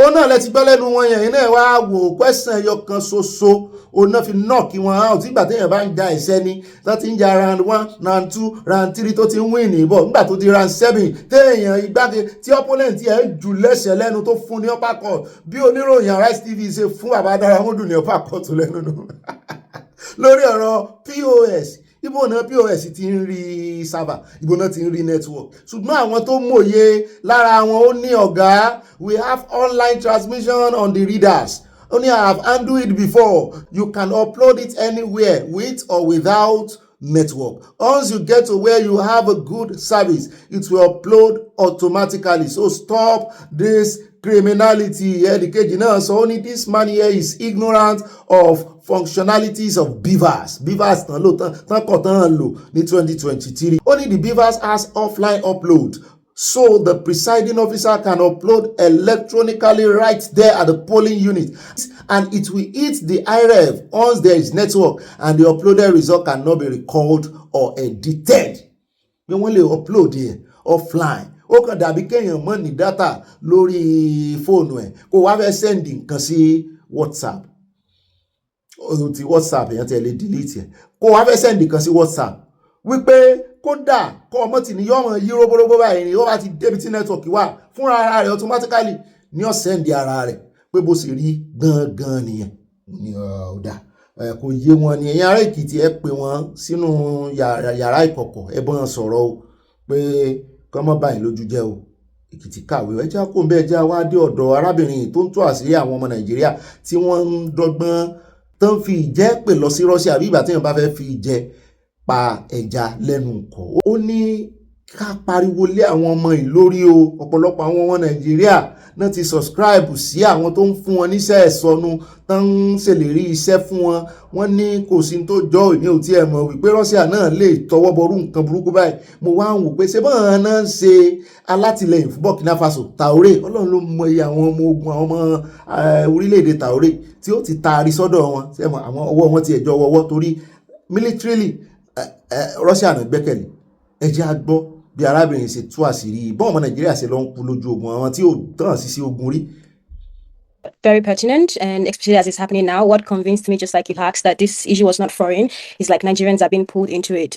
Over the past year, if you read the news, if you do like some research on youth recruitment, scholarships, and all of that, we have seen like a quiet and growing patterns where young Nigerians, and not just Nigerians, Ghanaians, South Africans, Kenyans, people in other countries, Zambia, Zimbabwe, they are being approached by agents through job offers. They will offer them like jobs, for example, work in Europe and get £7,000 per month. You know, it could be study opportunities, study in Europe, and you could get free scholarships, free flights, free accommodation in your school, and travel promises that often sound like legitimate on the surface. They're like security roles. Sometimes it's factory work. Sometimes it's technical training. Sometimes they're even promised like pathways to citizenships. But then what many people who have gone through these offers and have accepted them discovered that when they arrive, these civilian jobs or the scholarships never exist. They are often pressured and forced into military contracts that they do not understand, with black lawyers, without translation, and with very little choice, because then they've left Nigeria or they've left the African country and they've gotten there. And then families in Africa, start to get like frantic calls. Mothers cannot locate their sons. People are disappearing into war zones, thousands of kilometers away, fighting a war that they did not intend to join. And just like you said, with the CNN reporting and other reporting that in Reuters, Bloomberg, African men are now being sent to the front line with minimal training. They are facing racism. Some of them are not being paid their wages at the front lines of the war. Right. Some of them are even being told that that no, you're not going to join the military, but many of them are now saying that that's not simply true. And for Nigeria, that matters because we have this huge youth population that is navigating unemployment, insecurity, and economic pressure at home. Well, I'm going to come to that issue because that's a very important issue you raised there about unemployment. But in terms of the people who have gone there, what do we know about the survival rate? Because we understand that some Nigerians have actually been killed in Ukraine. What we know about the survival rate is tricky because then we have to wait for these people to report. Many of the people who go there never tell anybody. They just tell them. Again, it's a tricky thing because they are being lured. We don't have precise numbers, and that uncertainty is part of the problem because many of these recruits are not even officially documented as foreign fighters. Just like I said, they arrive on like work visas or student visas, and then they are absorbed into the military units quietly. And when they are injured or killed, the families often find out late or even not at all. CNN has done a great work, and you can, if you watch the video that Larry Madowo recently released yesterday, you will see that most of these Africans that are being deployed, they are often deployed in IWIX zones, and they are used like as expendable manpower. They are sent into like drone heavy zones where the casualty rates are extremely high. There are documented cases of Africans being killed by drones, being killed by military artillery within weeks of being deployment. Many others have gone missing entirely. Their families back home will receive no official communication. There are no clear death certificates. There's no, what do we call it, repatriation of bodies. It's just silence, or maybe a fellow recruit, sends a message to them. So this tells us two things: that the survival rate is far lower than what we know, and then often sometimes survival does not even mean safety because those who make it back home are carrying like trauma and injuries and long-term health problems without no compensation and no support. So parents right now in Nigeria or even in other African countries, they're sending their parent abroad or, telling them, yeah, you can go because it's scholarship or a job visa. They're thinking that they're going to work or study, but they're entering one of the most lethal war zones in the world right now. ó dáa ká tó tẹ̀síwájú ẹjọ́ ta ló lẹ̀bi torí ìbéèrè yẹn ni Charles fẹ́ bí báyìí tí ó sì dá wa lóhùn ṣé Nàìjíríà tí ò pèsè iṣẹ́ fáwọn ọmọ rẹ̀ ni àbáwọn ọmọ wọn ló lójú kòkòrò tán wọ opportunities tí wọ́n fi kọ́lọ̀ rẹ̀ tó yẹ kán mọ̀ wípé tán bá pe àwọn ṣiṣẹ́ ní Russia ní ìsìn tàbí Ukraine wọ́n fẹ́ pe àwọn lọ́ọ́ pa ni àbí ṣé Russia tó ń dọ́gbọ́n tí ò sòótọ́ fún wọn ṣé Russia ló lẹ̀bi. torí mo gbọ́ wọn ní kì í ṣe Nàìjíríà nìkan wọ́n ní gbogbo ibi tí wọ́n bá ti rí àwọn youth tó wà useless wọ́n níbẹ̀ làwọn ti make use of them. Yeah, I wrote about this in an op-ed about 2 weeks ago because then what you just said was, in fact, what I wrote. That's a very question, and I think that the honest answer is both of them. You can't separate the two. On one side, there are deliberate tactics. These recruitment networks, these agents, they know exactly what they're doing. They target places with like high youth unemployment, and they're putting the offer in like there's good pay, if you have skills, we're going to give you travel, we're going to use citizenship. They're using social media influencers, they're using people who have already gone to make it normal, and that part is intentional. But those things, just like you said, only work because of what is happening at home.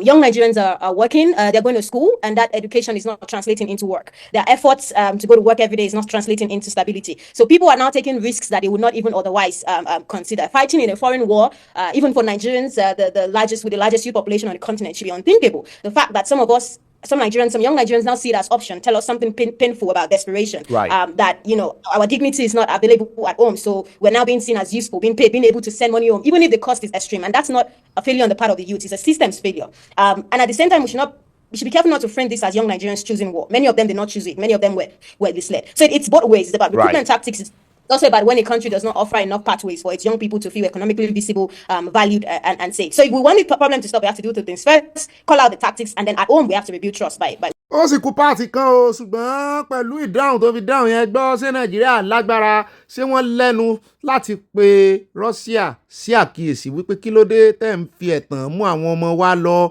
ǹjẹ́ Nàìjíríà gan-an ǹjẹ́ wọ́n rójú ráàyè àwọn ọmọ wọn bóun náà ṣe ń tìrìtì ọjọ́ ọ̀la wọn ọ̀pọ̀lọpọ̀ ọmọ Nàìjíríà míì tó bá mọ̀ gan-an ìmíì fẹ́ tẹ́rí sí wípé n tó ń ṣe fóun lé gan-an ó kọjá kínní brutalization tó ń ṣe fáwọn youth ẹ wo ìjọba landẹ tó ṣẹ̀dí láti UK nísìn ẹ wo ohun tó sọ pé wọ́n fojú òun rí àwọn agbófinró Nàìjíríà ṣùgbọ́n èmi sì ń dúró ní èmi ò tí ì mọ̀ bóyá ó ń ṣe kọ́mẹ́dì ní o torí ọ̀rọ̀ rẹ̀ gan gbà mí àmọ́ wò bóyá kọ́mẹ́dì ní í ṣe ni ọ̀rọ̀ wọn ohun tán ti sọ skit àti prank dà kò yá. At this point, I'm very, very cautious, and at the same time, I call out the Nigerian government. I think that the Nigerian government has failed, and I think that I don't know if the Nigerian government recognizes its responsibility here, because then you first have to accept that it's happening. In 2024 or early 2025, and I know that you know this, the Nigerian Ministry of Education itself put up a flyer on its website and on social media, recruiting people to Russia, saying that, you can go there, vague offers, just like we're discussing here. And it was particularly disturbing because then this is not even coming from agents. This is coming directly from the ministry, on the official channel, or the official platform in Nigeria, the Ministry of Education. And later, they pulled down the flyer and said, we were hacked, or they gave one excuse or the other. So you first have to accept that this is happening. And I think that they are... If you look at the pattern, even across African governments, the high-ranking officials that are colluding, with these agents to also recruit youth from their country, and I'm very sure that they're being paid. So there has to be a responsibility to first see and track the problem carefully. Right now, a lot of this recruitment is happening in gray zones, some even boldly happening on our own ministries' platforms. And if the state is not actively monitoring these spaces or even accepting that this is false, then young Nigerians are being left alone to navigate something that is deliberately designed to deceive them, and that's the gap. Secondly, there's a consular and immigration responsibility. When Nigerians leave this country under the impression that they are going for work or study and end up in military units, our embassies cannot be learning about it from the families or journalists. There has to be stronger follow-up, registration and welfare tracking for Nigerians abroad, especially in high-risk destination like Russia, like Ukraine. Families should not be left to be chasing rumors when something goes wrong. Thirdly, there's a security responsibility, like you said. The foreign military recruitment of citizens across Africa is not a labor issue or just a labor issue. It's a national security issue, because people who are coming back from war zones are coming back with injuries, they're coming back with trauma, they're coming back with military training without any integration framework. You cannot integrate somebody who has gone to the front lines of the war back into the society without any framework. So ignoring that reality is risky, both for the people who are coming back and for the people who are at home. Right. And fourthly, and this is crucial, the government has the responsibility to protect its own credibility online, just like I said with the Ministry of Education platform. When a government website is endorsing something, the young people will trust it. And so securing those systems is part of safeguarding the youth. And there's a responsibility that goes beyond enforcement, communication. Young Nigerians need clear and repeated warning in plain language. What did this offer look like? What are the risks? What to do if you or someone is being approached? Because silence will leave space for recruiters to fill. So this is about a lot more. And it's also about the state, Nigerian state, signaling that Nigerians' life matter. ó dá o ẹjá fi ọkọ̀ gúnlẹ̀ síbi ká mọ̀ pẹ́ lórí ọ̀rọ̀ ọmọ ìjù ṣùgbọ́n àwọn ọmọ nàìjíríà làwọn bá lẹ́jọ́ kò sí ìjọba kankan tó monitor anybody o àfìgbà tẹ́ bá ti dèèyàn ńlá tẹ́ ti make owó ìgbà náà náà mọ̀ pé yín náà máa recognize yín pé wà ní diaspora. In fact ó tún lójú diaspora tán recognize. tó o bá ti sí ní Europe tó o sí lamẹ́ríkà ó sì láwọn ojú ibi tí wà ní Europe náà tí wọ́n á ti recognize ẹ̀. ìwọ tó o bá wà ní bóyá o wà ní àwọn Arab country, in fact wọ́n yìí tí ẹ fojú rẹ̀ wo àwọn tó wà ní Libya nǹkan torí àmọ́ páláriwo ni náà sì rèé trafficking pọ̀ jù lọ́mọ́ trafficking wọn lọ́bẹ̀. ṣùgbọ́n lọ́rọ̀ kan oníkálukú ni ó mójútó ara rẹ̀ o. Fọlọ́run sọ tí ń rèé fi okun ọ̀gẹ̀dẹ̀ gọ̀pẹ́. ọ̀pọ̀lọpọ̀ ọmọ Nàìjíríà wọ́n ń sá féwu, wọ́n ń sá fún àìrówó, wọ́n ń sá fún àìríṣẹ́ ńlé. ṣé èèyàn ó wà jump from the fry pan to the fire ni? ẹ̀jọ̀ ẹ̀ ń bá wà láyé opportunity sì wà o láti ṣoríire o. ẹ káàbọ̀ padà náà lẹ ti gbọ́yàn ẹ̀rí pàṣírí pọ̀ ń bẹ́ o.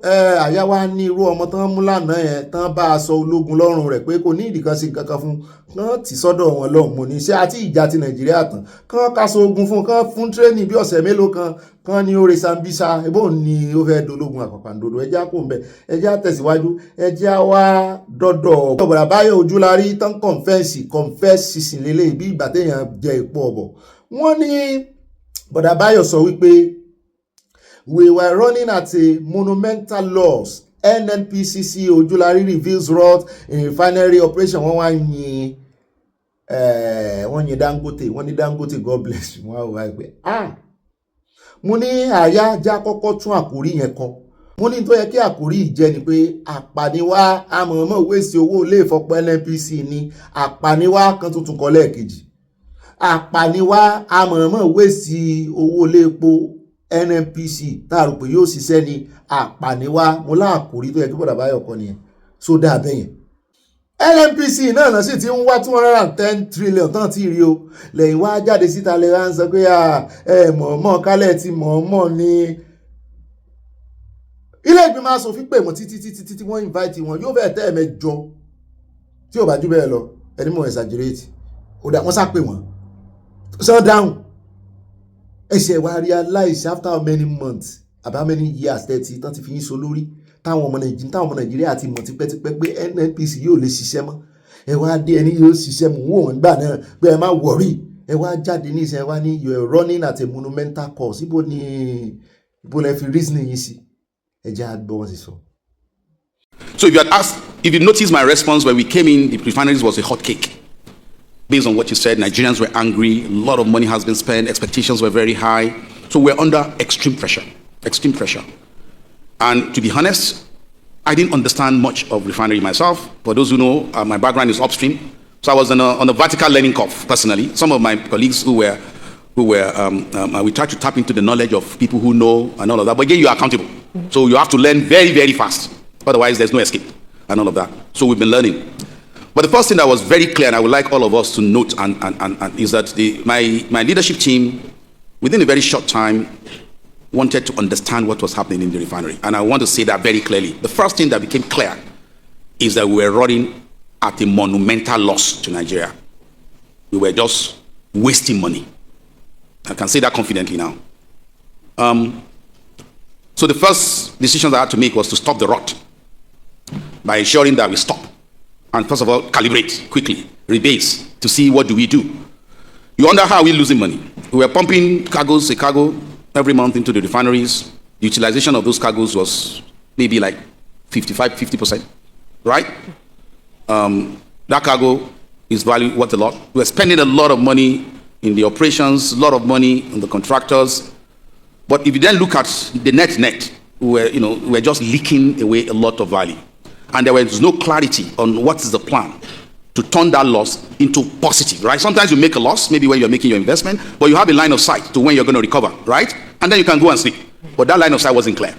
So we decided to just stop the refinery and do a quick check. Our plan was that if things were all lined up, we will reopen them and maybe work on them. We realized that we were destroying value also because the crude we're taking into Port Harcourt refinery, for example, we're coming up with mid-grade products, right? Mid-grade products that when you aggregate their value compared to what you put in was a waste. Now, of course, there were political pressures to keep refinery war running. There was a lot of pressures. And that's, again, what I said, that the blend of people like us who have been trained for over 35 years with blinkers on to look at commerciality and profitability, you can't sleep with that. It's not possible. You can't, right? So, yes, over the years, there's been several reasons. NNPC was the supplier of last resort. There were a lot of pressure on being able to maintain continuity and all of that. But we're not under that pressure. And thank God for Dangote refinery. Thank God. Whether you love Dangote, you hate him, say whatever you want to say. Thank God. I thank God he's a Nigerian. He's not someone from another continent or another planet. Despite everything, that gave us an opportunity because we have a refinery that is working. Yes, may not meet our full needs, but it gives us a breathing space. And luckily, we are shareholders in that refinery as well. So we said, what's the hurry? We have a refinery that is working. Yes, not 100% owned by NNPC, but it's a Nigerian, built in Nigeria, working in Nigeria. Our strategy is to collaborate with the Dangote refinery and maximize the value delivered to Nigerians. That was our first strategy. And we started doing that.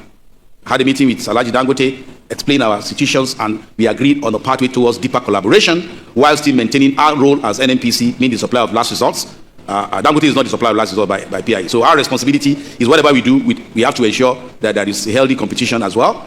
But we need to do what we do. So once we secure that part, we're a little bit more relaxed to ensure that we find out what is going on around the refinery. So the refineries, like I said, after like 2 months of review, we saw that it's just one way. That way is value destruction for the next 30 years. We're not going to do that. So we stopped it completely. And we decided to embark on a major review. And I will explain to all of us, because now I'm more confident. I have learned. I've burnt my fingers and my toes and all of that. I will simplify the refinery story for you all, so that you can tell the story yourself, right? To make the refinery work, you need 3 things. I've simplified it to 3 things. First, you need the financing, because you need to finance the work, finance the activities, and all of that. 2, you need a competent EPC contractor to deliver world-class projects for you that are great. 3, you need a world-class operational capacity to run the refineries. So I'm now clear that why has the Nigerian refinery never worked? This is Bayo's version. Anybody can have their own version, but this is my version. So if I'm wrong, please, I'm happy to be wrong, right? The reason our refineries have not worked is that we are focused on the first 2, EPC and financing. Anybody who wants to do the financing, we all get value for the person financing and not financing you for free, right? They are financing you for margins and profitability. The EPC contractors, they do their work and get paid. So they move on. So you as NNPC are left for the next 20, 30, 40 years to run with those refineries. And we've never really focused on that. What we focused on was, when we came in, there was a lot of conversations around O&M, right? If you look at internationally, when you run an O&M, you must have a solid operational excellence team that can supervise your own O&M. Otherwise, they waste. Then O&M is another contract. So you end up with financing, EPC, O&M, all of them taking money from the system without any skin in the game. There's no way you can sustain any business like that. It's very clear. The system was designed for take, not to put anything in. So what we've decided to do is to focus on that part that has not been there. For those of us who spend years building big facilities, multi-billion-dollar facilities for the IOCs and all of that, we know these principles. The day you start a project, that day you appoint what we call an operational person, operational assurance person, who will be part of that project from the get-go and ensure that whatever you deliver can be operated. One of the privileges I had working in Shell was that I was on the commissioning team for the Qatar gas. From the beginning, during the project phase, I was in the operations readiness team.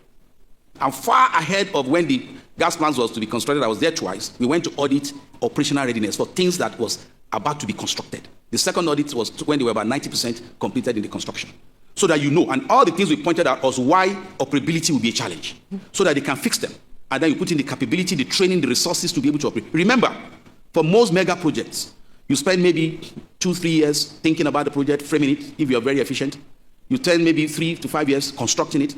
You're running for 25, 30, 40, 50 years. So where should your focus be? And that is the one we treat with kids' gloves. So the current NNPC strategy, as approved by our board, is to focus on getting partners that have track record of running a refinery. We are not looking for contractors. We're not looking for O&M. We're looking for an entity that runs refineries. ó dáa ká mọ̀ pẹ́jù lọ́dọ̀ wọn àyà ní ọ̀gá mi ẹ̀ farabalẹ̀ gbọ́ bọ̀dà báyọ̀ dáadáa ni o wípé lóòótọ́ wọ́n ti bọ́ọ̀n fingers wọn wọ́n learn mo ní bọ́n ṣe bọ́ọ̀n fingers wọn sọ̀rọ̀ pé fingers wọn nìkan náà bọ́ọ̀nù ni owó nàìjíríà ti ń wọlé síbẹ̀ ńkọ́ ó ní bẹ́ẹ̀ èèyàn ò bá learn èèyàn lè understand ó ní wọ́n ti understand ẹ̀ dáadáa báyìí mo ní ó dáa àwọn tó ti wá ń pè fún kán resign kọ́ ó ní wọ́n pariwo títí náà ní ààrẹ olódòdó òlé náà lóhùn mo wá ní àyà kò yẹ kán lo táìmù tó tó yìí láti bọ́ọ̀n fingers wọn ó ti lé lọ́dún kan táwọn náà ti wà lẹ́nu iṣẹ́ ìdí ìbá ṣe mistake àbí kó sẹ̀ mọ́ gbẹ́nu lọ́dún kan mo ní àwa tá a ṣiṣẹ́ ní sẹ́ẹ̀lì rí gan-an a lóore ọ̀fẹ́ láti ní ìmọ̀ ó dá ẹwọ dúdú ìgbà kan ní ìsìn tá àyà náà fẹ́ rè é invest àyà lè mọ́tò àṣírí ó fẹ́ rè invest agentu ó fẹ́ rè invest nínú tourism nínú hospitality àwọn tí wọ́n kọ́ hòtẹ́ẹ̀lì friction ní kíní yìí o àyà ò lọ hòtẹ́ẹ̀lì o friction ni o ní ó bá rè bí ọ̀rẹ́ rẹ̀ gbò ya àyà sàti hòtẹ́ẹ̀lì pa friction ni o kò rí ilé o ní ọ̀rẹ́ rẹ̀ tí ó ní hòtẹ́ẹ̀lì ìyún rọ̀nù làbújá ló bá rí ibi pé ọgbọ́n wo lẹ́ ń ta sí àwọn yẹn bá ń fi ṣe yẹ̀yẹ́ wípé wíwọ́ ló wà béèrè lọ́wọ́ àwọn pé hòtẹ́ẹ̀lì táwọn rọ̀nù gbé síta fún everybody ní department by department pé sórí ẹni tí àwọn gbé cleaning hòtẹ́ẹ̀lì fún tó máa ń ṣe cleaning company kan ni sign partnership pẹ̀lú ẹ̀ ni sórí ẹni tí ń ṣe súyà tó wà ní báà tó mójú tó súyà nǹkan jíjẹ àwọn gbé fún ni partnership ní ọdún 10 náà sign pẹ̀lú ẹ̀ sórí ẹni tí máa ń deliver ọtí ọdún 10 mi náà sign pẹ̀lú tiẹ̀ náà sórí ẹni tí ó wà ní in charge building tó jẹ́ manager àwọn ò gbà máa san salary fún o àwọn gbà pé sọ hòtẹ́ẹ̀lì di hòtẹ́ẹ̀lì rẹ mọ̀wùlẹ̀ dárúkọ àwọn ìwọ ni ó rè brand ẹ̀ bó bá ṣe lè brand ẹ̀ so ti yọ gbogbo bó bá ṣe lè promote ẹ̀ rè promote ẹ̀ gbogbo orí ẹ̀rọ ayélujára application tó ti mọ́ book hòtẹ́ẹ̀lì káàkiri àgbáyé tó o bá ti lè build ẹ̀ tó wọ bí 3 or 4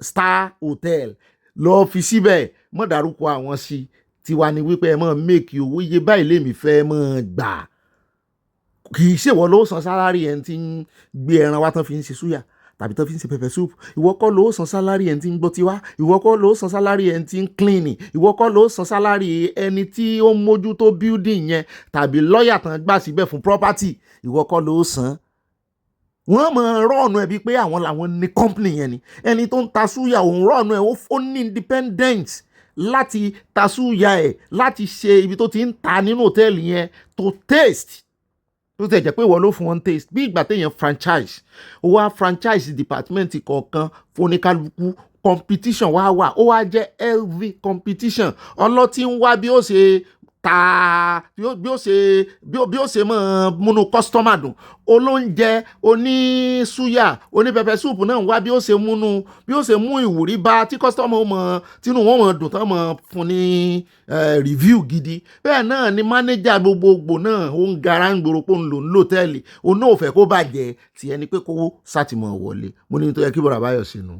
Súnmọ́ àwọn ọmọ Nàìjíríà ti wá ń pariwo báyìí, wọ́n ní bàbá Fẹ́mi Fálànà ẹ bọ́ta o wípé gbogbo ariwo tẹ́ ń pa lọ́jọ́ sí rèé o, pé táìmì tó yẹ kégun yín gangan lérè o, ṣùgbọ́n àwọn kan ní rárá, wọ́n ní kán mọ̀ bù bọ̀dà Báyọ̀, wọ́n ní mọ̀ sí nìyẹn, wọ́n ní bọ̀dà Báyọ̀ kó tiẹ̀ jáde tó sọ̀rọ̀ wípé ibi tí ọ̀rọ̀ dádé dúró yìí o, òun ò lè tẹ̀síwájú mọ́ o pẹ̀lú ọ̀rọ̀ NNPC o, wọ́n ló yẹ kán mọ̀ yìn wọ́n ni. mo ní bẹ́ẹ̀ tán ọmọ Nàìjíríà rí confusion bírèkì bóònù o, yé àríyànjiyàn náà ní wọ́n fi ṣe hàn ni.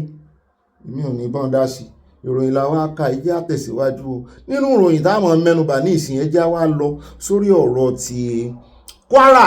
Ẹjẹ́ àkọ́kọ́ gba ọ̀dọ̀ àwọn agbófinró lọ torí àná wọ́n ń béèrè táìmù lọ́wọ́ agbẹnusọ ìjọba Kwara kò lè sọ táìmù tí àwọn agbófinró dìde gíjà tí wọ́n rí ìdásọ̀rọ̀ yìí torí wọ́n náà pẹ́ dé ẹgbẹ́ tí Rúfà ìfẹ̀sùn kàn wọ́n lánàá.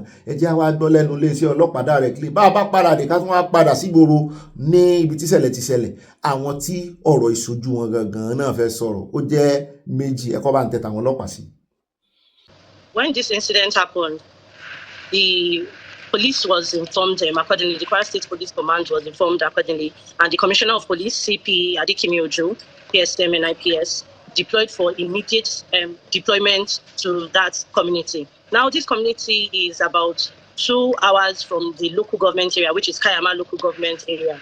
Our police personnel on ground there, alongside the military and the National Forest Guard, went to that community almost immediately this incident happened. Now, as per the information or the details you just gave, the police is still investigating that detail, that information that they had come and they probably stayed in that town for a while before carrying out that dastardly act. It is really an unfortunate incident, and we are working effortlessly to make sure that such an event does not occur again. Now, I must also make you understand that in the last 1 month, there has been a clearance operation that has been going on in Kwara State and in Kogi State alike. And this has, in a way, disorganized these bandits in court. We have been having relative peace in the Kwara South, not until when this incident happened in the Kwara North. And the Inspector General of Police, IGP Kayode Betokun, has ensured that adequate security is beefed up in that environment. As of this moment that I speak, it is relatively peaceful, and efforts are ongoing to apprehend these miscreants. Let me stay with you, PRO, for a moment. And this is the responsibility of governments to protect lives and property. I also do know that sometime before you hear one incident, maybe 10 others have been averted. So we must give credit to where it is due. But what has happened in Kwara City lately is clearly a failure of security.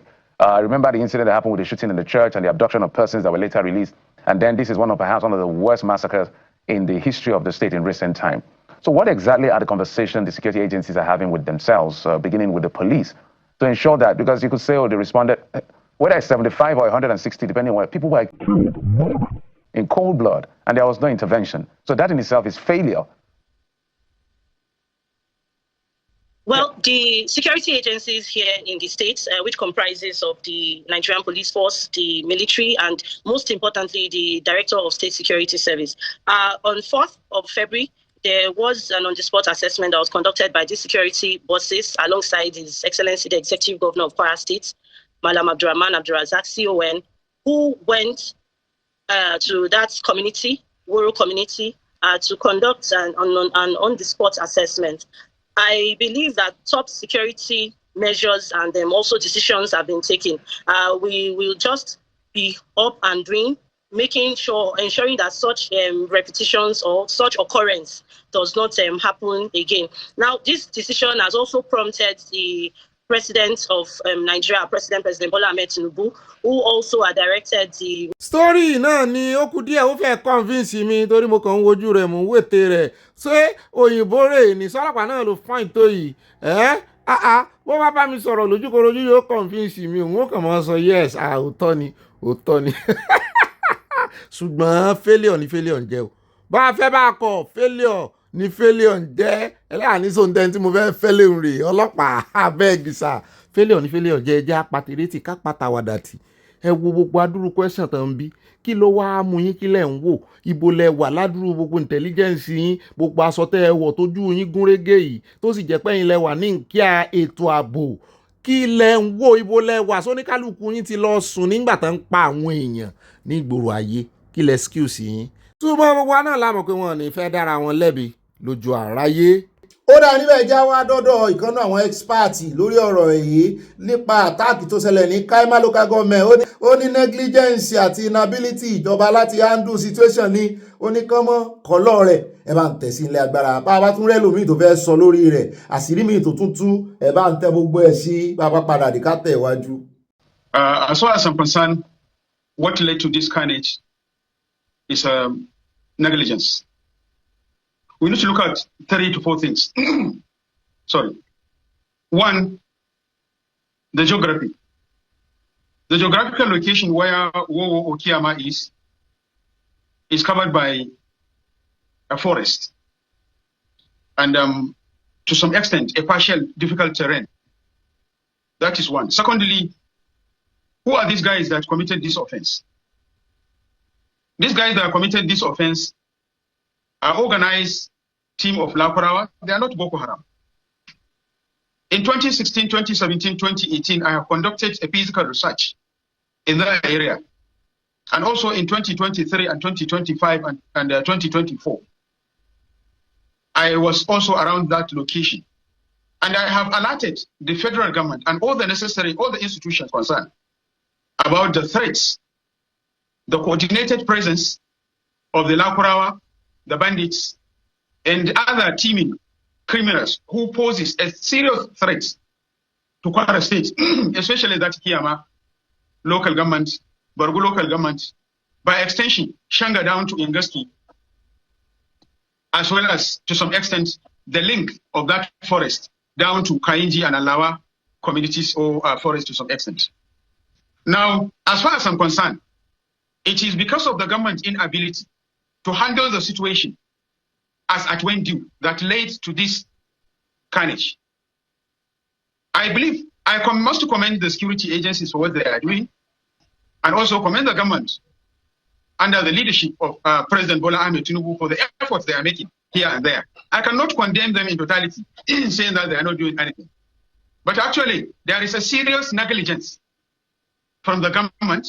When I say government, I'm referring to 3 tiers of government. The federal government, the state, and the local government.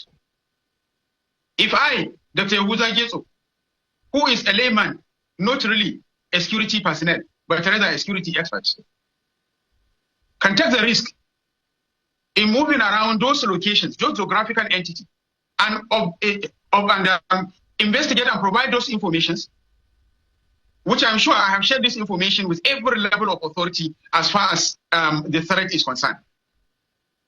The national dailies that carried my interviews are there. The YouTube clips are also there.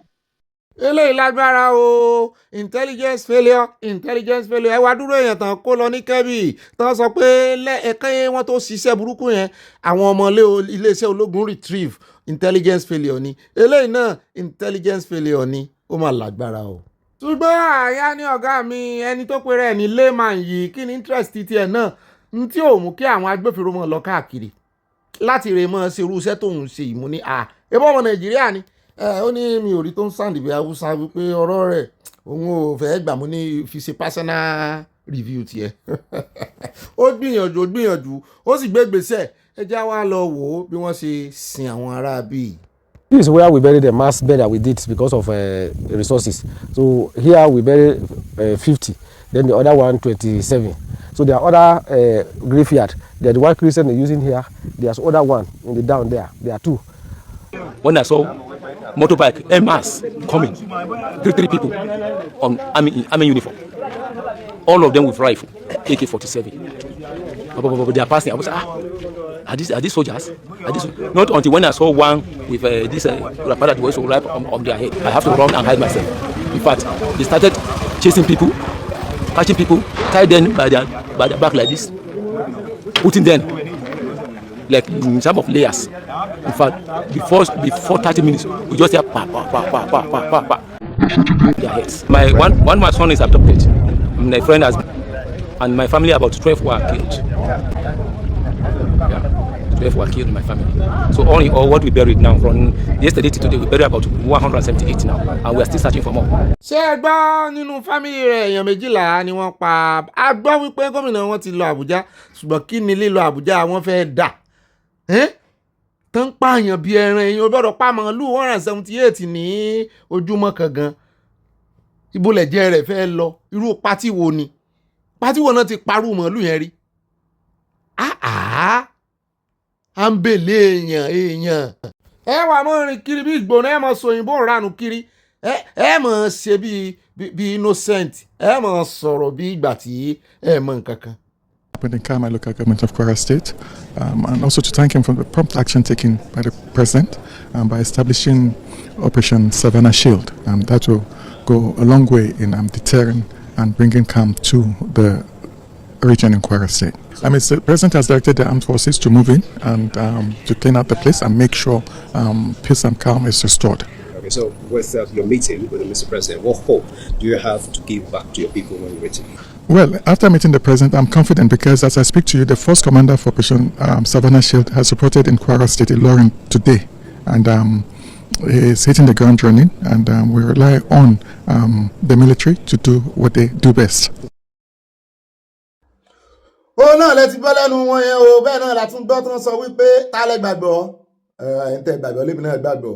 Ẹ jẹ́ wá tún sáré fele ilé. À ń gbọ́ wọn ní àwọn Turkey, orílẹ̀-èdè Turkey ti condemn terrorist attack tó ṣẹlẹ̀ ní Kwara community. Wọ́n láwọn ó support yín, mo ló ti ẹ̀dá bẹ́ẹ̀. Bóyá ń ṣàgbẹnusọ fún àwọn Gumi. Bẹ́ẹ̀ náà ni Amẹ́ríkà sọ̀rọ̀ wípé ń táwọn ń sọ̀rọ̀ o. Ìpànìyàn ojoojúmọ́ wípé tí Nàìjíríà ò bá mójútó ọ̀rọ̀ yìí pé yóò le koko bí ojú ẹja o. Mo ní aná ń kìlọ̀ fún ọ o. Ẹjá tẹ̀síwájú, ẹjá wá lọ sí UK níbi tá a ti gbọ́ tán sọ wípé wọ́n fi ọmọ Nàìjíríà kan sẹ́wọ̀n gbére nítorí pé òun ló pa girlfriend rẹ̀. Wọ́n ní ilé ẹjọ́ kan ní UK wọ́n ti fi ọmọ Nàìjíríà ọmọ 40 ọdún tórúkọ rẹ̀ ń jẹ́ Adédàpọ̀ Adégbọlá ọmọ àlè lélẹ́ yóò jẹ́ ọmọ àlè. Ọ̀rọ̀ ọ̀fẹ́ náà ni o, wọ́n fi sí life imprisonment. Mo ní sọ̀rọ̀ ọ̀fẹ́ náà ló wá bọ́ débì. Wọ́n break heart rẹ̀ àbí wọ́n ló break heart èèyàn wọn àti girlfriend yẹn tí orúkọ rẹ̀ ń jẹ́ Steph Iron, ọmọ 23 years old tó wà ní yunifásitì. Wọ́n ti ń bá eré ìje ìfẹ́ wọn lọ. Wọ́n ní ṣùgbọ́n nígbà tí ó yá eré ìje ìfẹ́ wọn forí sanpọ́n, ó forí lu ògiri, àwọn méjèèjì sì rìn lọ́tọ̀ọ̀tọ̀. Ṣùgbọ́n wọ́n ní nítorí Ọ̀gbẹ́ni Adégbọlá ti wà obsessed, kò lè fi ọmọbìnrin yẹn lẹ̀. Wọ́n ní lọ́jọ́ kan ló kàn gbéra ló bá lọ ilé rẹ̀. Ó wá ṣe déédéé ìgbà tí arábìnrin Steph Iron ọmọ 23 years tó fẹ́ wá dalẹ̀ nù síta. Wọ́n ní ló bá yọ ọ̀bẹ ogun ìyún tún dúra, ó sá wọlé, ó sáré mú fóònù, ó pe àwọn èèyàn rẹ̀. Ibi tó ti ń pè é náà ló ti overpower rẹ̀, ogun pa ẹ̀jẹ̀ bò. Wọ́n ní ló bá ń sá lọ. Ibi tó mórílé àwọn yẹn ti sáré pe pólíìsì. Gbogbo ń tà ń sọ yìí láàrin ìṣẹ́jú mélòó kan síra wọn ni o. Wọ́n ní náà bá délé rẹ̀, náà bá rí ẹ̀jẹ̀ tó ń ṣe tó wọ́n ṣàfihàn. Wọ́n lò náà wá bọ́ gbogbo aṣọ ara rẹ̀, bó ṣe ń sá lọ ló ń ya aṣọ lára rẹ̀ ló ń jùlẹ̀. Ìyẹn náà fi trace ẹ̀, náà fi mọ ibi tó gbà. Ọwọ́ sábà ọwọ́ bà kan tó wá mú lọ ilé ẹjọ́. Wọ́n ní nígbà tán tí ẹ̀ kọ́kọ́ mú tán bí léèrè ọ̀rọ̀, wọ́n ní kò sọ ha. Wọ́n ti ìgbà tán wá gba agbẹjọ́rò fún tó wá ń confess. Ó sì confess, ó lóun ló ń pa lóòótọ́. Wọ́n ní ó dáa, ẹ fún ní ẹ̀wọ̀n gbére. Wọ́n náà ti fi sí ẹ̀wọ̀n gbére báyìí. Mo ní orúkọ Yorùbá ló sì ń jẹ́, sọmọ Yorùbá láwàá pélé báyìí o. Àwọn òbí ọmọ tó kú báyìí wọ́n náà ń sunkún bọ́ ni wípé ọmọ tó jẹ́ wípé ó ní glory, ọmọ tó ní glory tó jẹ́ wípé ó fẹ́ dé èèyàn ńlá lẹ̀lẹ̀sì pa báyìí. Mo ní sẹ́ rí ọ̀rọ̀ gúnbẹ̀gúnbẹ̀ ní UK, Ọlọ́run ni ó ṣàánú wa. Ohun tá a máa ń gbọ́ UK nìkan sì kọ́ àti France. Gúnbẹ̀gúnbẹ̀ ó lágbára, àwọn ọmọ dúdú ló sì pọ̀ ń bẹ̀. Ẹjá tẹ̀ wájú, ẹjá wá dé Ọ̀ṣun state, irú ẹ̀ náà jọra wọn o. Níbi tí wọ́n ti dájọ́ fún àwọn mẹ́ta kan wípé kan rè pa wọn. Mú ní kí náà ṣe tó tóbi tó yìí.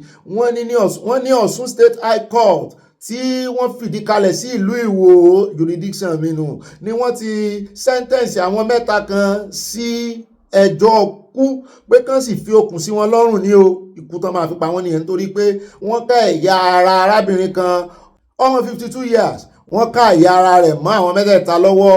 Asiat Yekin lókọ rẹ̀ nílé Ogbó ló ti ṣẹlẹ̀, kì í ṣe ń wo ṣùgbọ́n ìwò náà ti dájọ́ wọn kẹ́mọ́ ní ìwò náà ti ń pààyàn o. wọ́n ní àwọn mẹ́tẹ̀ẹ̀ta Muideen Tuji àti Yusuf Muslim àti Rabiu Fatai wọ́n náà mẹ́tẹ̀ẹ̀ta ni wọ́n jẹ̀bi ẹ̀sùn yìí, wọ́n ní wọ́n sì bá ẹ̀yà ara lọ́wọ́ wọn o. wọ́n ní arábìnrin Yekin Asiat wọ́n ní wọ́n ti kọ́kọ́ declare missing pé wọ́n ń wá o nígbà tó jẹ́ wípé wọ́n pe fóònù ẹ̀ kò lọ. wọ́n ní eléyìí ló mú kí Suleiman Akorede àti Yekin Suleiman tí wọ́n lọ fún àwọn ọlọ́pàá tí wọ́n rèé bá àwọn ọlọ́pàá wípé ẹ wá àtàwọn àmọ̀tẹ́kùn àwọn ń wá èèyàn àwọn o. wọ́n ní lẹ́yìn ìgbà náà ni àwọn agbófinró ni wọ́n mú àwọn mẹ́tẹ̀ẹ̀ta tá a sọ àwọn afurasí. They were first arraigned before Justice Fatima Sodamade ní January 2023. wọ́n ní lẹ́yìn ìgbà náà, presenting the fact of the case, the prosecution counsel from the Ministry of Justice Dele Akintayo ló sọ fún ilé ẹjọ́ wípé Túnjí yìí ó jẹ olóògbé yìí lówó ó sì wá tán lọ sí ilé Ogbó pé òun fẹ́ san gbèsè òun ló jẹ́ èèyàn lówó ó wá tán wá bá mi ilé Ogbó, owó ti wà nílẹ̀. Akintayo said when Yekin arrived at Tuji's house, she met Muslim and Fatai, àwọn méjì yòókù tán jọ ṣe iṣẹ́ yìí. wọ́n ní adding that the defendant forcefully had táwọn náà kọ́kọ́ bá sùn náà. àwọn mẹ́tẹ̀ẹ̀ta kọ́kọ́ tó ráǹdì lórí ẹ̀ náà, ọmọ 51 years. He further told the court that the defendant later wọ́n fún lọ́rùn ò fẹ́ kálé ebo ni wọ́n fún lọ́rùn, wọ́n so okùn mọ́ lọ́rùn, wọ́n sì bẹ̀rẹ̀ sí gé ẹ̀yà ara rẹ̀, wọ́n yọ gbogbo àwọn vital parts, wọ́n yẹn tún fẹ́ tà, wọ́n gbọ́yàn sọ́tọ̀, wọ́n gé abẹ́ sọ́tọ̀, wọ́n gé orí sọ́tọ̀, wọ́n wá lọ sin ara yòókù lẹ́gbẹ̀ẹ́ lé Túnjí náà láti ṣe o. ó ga o. According to the prosecution, residents who saw the deceased entering Tuji's house raised an alarm when the news of her disappearance spread. Wípé àwọn ọmọ ibi tó wọ̀ o ẹ̀ńtẹ̀ ń wá. Akintayo also told the court that Tuji fled when he suspected that security operatives were closing in on the suspect, adding that he hid at Muslims' residence while Fatai kept some part ẹ̀yà ara. Tẹ́ẹ̀tì ẹ̀rọ orúkọ tí mò ń gbọ́ yìí, at Muslim, at Rabiu, at Fatai, at ó dára ní àmọ́ sọ̀rọ̀ ẹ̀sìn. ọ̀rọ̀ tẹ́ ní kí bàbá ọmọ ọ̀dọ̀ bàbá ni ó parí ẹ̀. ọlọ́mọbẹ́ ẹ̀ bá tí ìmójútó ọ̀rọ̀ ẹ̀sìn. eléyìí tó ṣẹlẹ̀ yìí kì í sọ̀rọ̀ ẹ̀sìn ló fi ṣẹlẹ̀ o, ṣùgbọ́n àwọn ẹlẹ́sìn kan náà ló ṣe. ẹjá tẹ̀síwájú ẹjá rí ilé ẹjọ́ mi lórí ọ̀rọ̀ ti Yàyà Bello. ìkànnú àwọn tán yé wọ́n jọ fẹ̀sùn kàn iṣẹ́ Yàyà Bello gangan, ṣùgbọ́n ẹ̀sùn ti Yàyà Bello náà nítorí wọ́n lòun náà ó ṣiṣẹ́ fún Yàyà Bello. àwọn owó tán múùfù kiri wọ́n ní ó wà lára àwọn tó múùfù owó. so Yàyà Bello nìkan kọ́ ní jẹ́jọ́, ṣùgbọ́n ẹni tó jẹ́ principal suspect náà ni Yàyà Bello. ẹni yẹn wá ní gbogbo ẹ̀rí bó ṣe múùfù owó, bó ṣe ń ṣàgbọ́dẹ̀gbà fún Yàyà. wọ́n ní òun wá rè bá registrar nílé ẹjọ́ wípé kó jọ gbogbo ẹ̀rí tóun ti submit nígbà tán mú òun pé kó bóun delete ẹ̀, fóònù tán gbà lọ́wọ́ òun lórí WhatsApp, gbogbo bóun ṣe ní wọ́n move owó kan bóun dẹ̀ jẹ́ ń kà sí yín létí. wọ́n ní Justice James Omotosho of the Federal High Court Maitama l'Abuja wọ́n ti pa láṣẹ, wọ́n ti sọ fún àwọn agbófinró àti Department of DSS wípé kán wá ṣe òfíntótó lórí afurasí tí àwọn furasí tó jẹ́ registrar àwọn torí wọ́n ti tamper pẹ̀lú exhibit ẹjọ́ 10 billion naira fraud tó fi kàn án tó sì ní í ṣe pẹ̀lú Yàyà. wọ́n ní the judge made the order on Thursday following a disclosure yẹn lánàá that the court registrar Nasiru Zubairu allegedly colluded with the second defendant Daudu tani first defendant ẹ mọ́ gbàgbé o Yàyà second defendant lele Daudu Sulaiman láti delete WhatsApp messages from a mobile phone admitted as exhibit in the case gbogbo tílé ẹjọ́ gbà ọwọ́ registrar ló wà, nkí ààrẹ ló wà, wọ́n wá fowó tán ọ́. The revelation, according to a statement issued by the spokesman of the EFCC, Dele, came after Justice Omotosho tí wọ́n ké gbàjarì sí wọn o. Pé registrar yìí privately ó ti converse fún òun òyìn adájọ́ ló sọ bẹ́ẹ̀ fún agbẹnusọ EFCC. Pé the defendant approached him with an inducement to interfere with the exhibit. Justice Omotosho said the disclosure was in line with the Federal High Court policy of discovery and disclosure, stressing that the judiciary has zero tolerance for any conduct capable of undermining the integrity of judicial proceeding. Wọ́n ní nísọ̀kan náà ni wọ́n ní wọ́n play audio torí wọ́n náà gba ẹ̀rí lẹ̀ justice George gba ẹ̀rí lẹ̀ lẹ́nu registrar. Gbàtàn máa yẹ̀wò wọn láwọn kan miss nínú audio yẹn. Only I have to disclose it because that is what the chief judge directed. Such matters must be disclosed early. We have a policy of discovery and disclosure at the Federal High Court, and we have zero tolerance for this kind of conduct. The person involved is here. I will call him so that you will hear from the horse's mouth, the judges was quoted as saying. In open court, Justice Omotosho played an audio recording of Zubairu's confession and directed the registrar to explain the circumstances surrounding the alleged tampering. Addressing the court, Zubairu admitted that Sulaiman offered to assist him with accommodation in exchange for deleting the WhatsApp messages. I was asked to delete some WhatsApp messages in the exhibit with the promise that I will be given a house, the registrar told the court. Following the disclosure, the judge granted the Director of Public Prosecutions, Mr. Rotimi Oyedepo-San, permission to lead the investigating officer, Mohammed Abubakar, an operative of the EFCC, to determine whether the alleged deletion had occurred. While testifying, Abubakar confirmed that several WhatsApp conversations contained in Exhibit N and O, label here, covering the period between 2020 to 2022 had been deleted. See different places.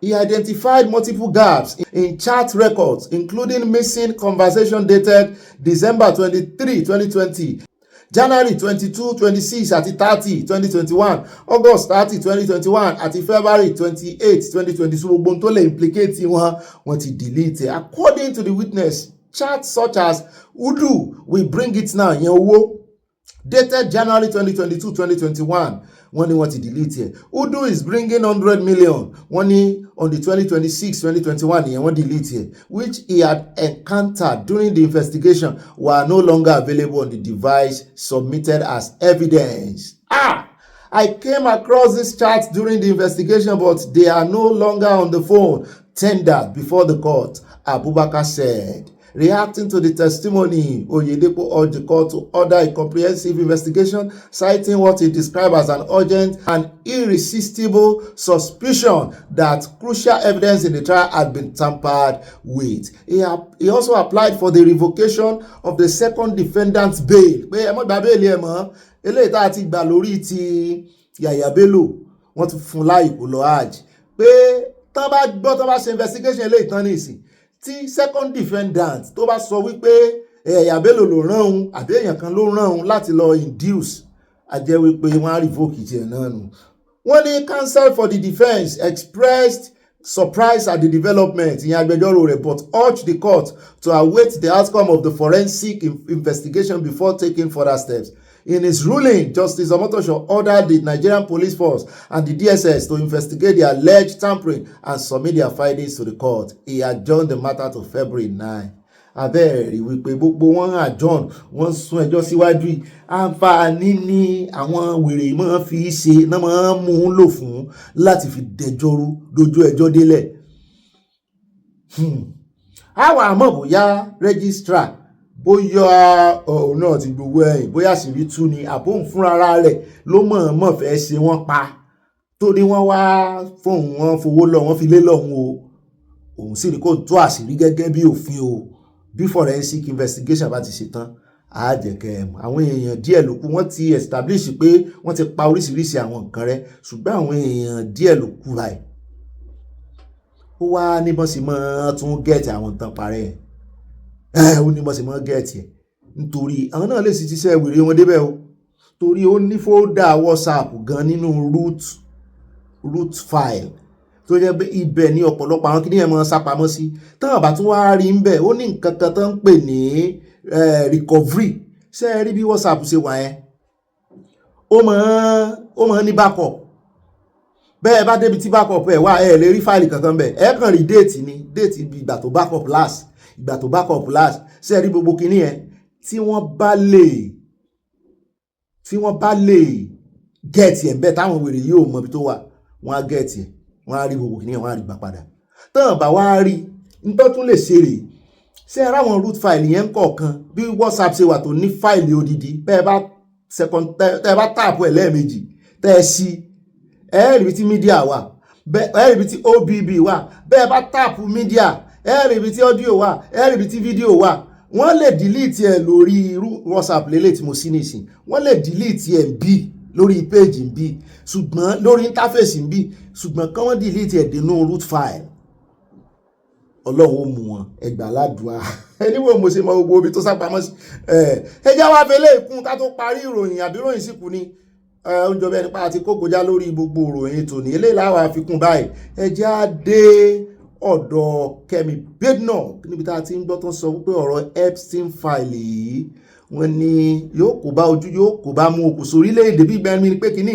bí ìgbà tó ń globetrot ti kiri ní òkòsó orílẹ̀-èdè tí ò fẹ́ dé tí ò fẹ́ kan o wọ́n ní Kestama àti UK wọ́n ní bó ti ẹ̀ jẹ́ wípé wọ́n dárúkọ rẹ̀ sí àṣírí ibi tá àṣírí túdé àti ìrí nǹkan kan tó ní í ṣe pẹ̀lú ẹ̀ wọ́n ní ṣùgbọ́n èèyàn kan nínú pálíámẹ́ǹtì ẹ̀ wọ́n ló mọ̀ wípé ó ní connection sọ̀rọ̀ Epstein file wọ́n ní Kestama hands were shaking yesterday nígbà tí Kẹ́mi Badenoch kì í gbé ìdí ẹ̀gbọ́n náà mo ní yóò sì ṣe àṣìṣe tí ó mú kó ń bẹ̀ tí Kẹ́mi Badenoch yóò fi bọ́ sípò and other members of the parliament drag here even though Ke is not in the Epstein files.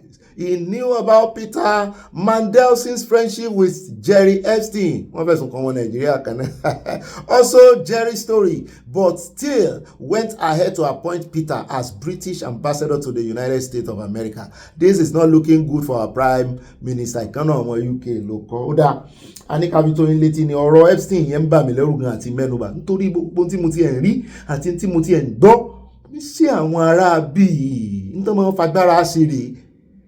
So téèyàn bá ti bóbìnrin sùn débì kan ò ní bẹ́gbẹ́ rẹ̀ sùn mọ́ ọmọ kékeré ló kù tó wà á mọ́ bá sùn.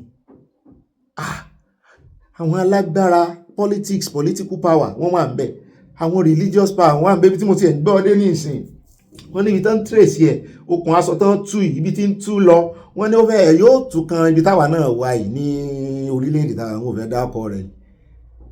Mo sì mọ̀ wípé lórí ọ̀rọ̀ ẹ̀sìn wọn bí náà wọ́n ní secret place kan tó jẹ́ wípé the most tán bá ń dárúkọ àwọn ibi tí ó wà secretive jù lágbàáyé ibì kan wà ń bí ẹ ti mọ ibi tí mò ń sọ yẹn bí orílẹ̀-èdè kan ó dá dúró ni nínú ibi tá a wà náà ni lẹ́sìn kan náà wá ẹ̀sìn ìgbàgbọ́ ni àwọn ẹ̀sìn ẹ ti mọ̀ wọ́n yóò lẹ́yìn o ó kàn yẹ kó níbi tí àṣírí yóò tún dé tán máa bò padà ibi tẹ́ ń tú lọ yìí yóò kan everybody o wọ́n sáàfù breakfast kan everybody ṣùgbọ́n èèyàn ti UK yìí nìsín a gbọ́ pé ó ti fiṣẹ́lẹ̀ ó ti resign ṣùgbọ́n wọ́n ní prime minister yín UK mọ̀ sí ẹni yẹn bó ní connection pẹ̀lú ẹ̀ bóun ò tiẹ̀ sí ń bẹ̀ fúnra rẹ̀ pé n tó mọ̀ pé níyẹn nìkan ní kí ló wá mú ọ tó ó lè proof ẹ wípé ability ẹ ló ń wò ṣùgbọ́n ó mọ̀ pé ọwọ́ rẹ̀ ò mọ̀ ó sì fi rú ẹni bẹ́ẹ̀ ó fi sí cabinet wọ́n ní yóò jẹ́jọ́ rẹ̀ ó Kẹ́mi Badenoch kì í bá fà lọ́wọ́ mo jẹ́rìí Kẹ́mi.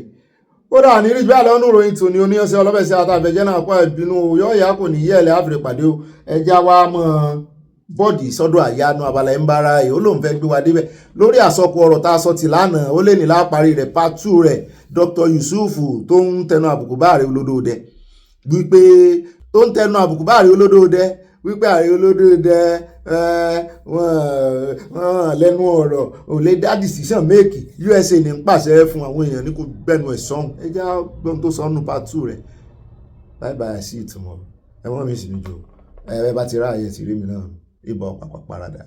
ó dánú Abala ẹ̀ńbáráyè lónìí ẹja tún wo irọ́ tán fẹ́ pa fúnra wọn nídìí ìjòkó ìtorí iṣẹ́ rí iléeṣẹ́ tẹlifíṣàn tẹ̀ ń wò yìí àwọn Haúsá ló ní àwọn Fúlàní so ọ̀pọ̀lọpọ̀ gba àwọn Fúlàní náà wọ́n gbé wa tí ó ń gbìyànjú àti sọ nípa àwọn sẹ́mọ̀pánà ó ní ààrẹ Tinubu wípé Amẹ́ríkà ní gbọ́rọ̀ sí lẹ́nu ní ìsìn ní Amẹ́ríkà bá sọ lààrẹ Tinubu ń ṣe ní ìsìn lẹ́yìn ìgbà tí ààrẹ Amẹ́ríkà ti wá kan sára síyàwó ààrẹ Tinubu by extension tó dọ́dọ̀ ààrẹ Tinubu náà wọ́n wá ń sọ̀rọ̀ lórí àwọn troop tán kó wá troop tán sì kó wá ó mọ níwọ̀n kékeré ni fún training ni kì í ṣe pé wọ́n wá jà ṣùgbọ́n àwọn òdúró gbẹ́jọ́ wọ́n ti fọ́n sórí agbágbé wọ́n ti bẹ̀rẹ̀ sí ro ẹjọ́ tán mọ̀ ń pa rẹ̀ ẹ̀bẹ̀ náà ni ẹgbọ́n tí military headquarters sọ ọ̀pọ̀lọpọ̀ àwọn èèyàn ti gbé wọn náà ní military headquarters láwọn ọmọ nǹkan kan ń pa rẹ̀ irọ́ sì ni òun náà bẹ́ẹ̀ sí ọ̀rọ̀ wọn lé lórí lánàá ẹ jẹ́ agbọ́tukùtù tó sì ń tú lọ kẹ́ ẹ bá mọ̀ wípé wọ́n fáwọn hàn gẹ́gẹ́ bí ọ̀tá olódòdó by extension wọ́n mú Yorùbá náà lọ́tà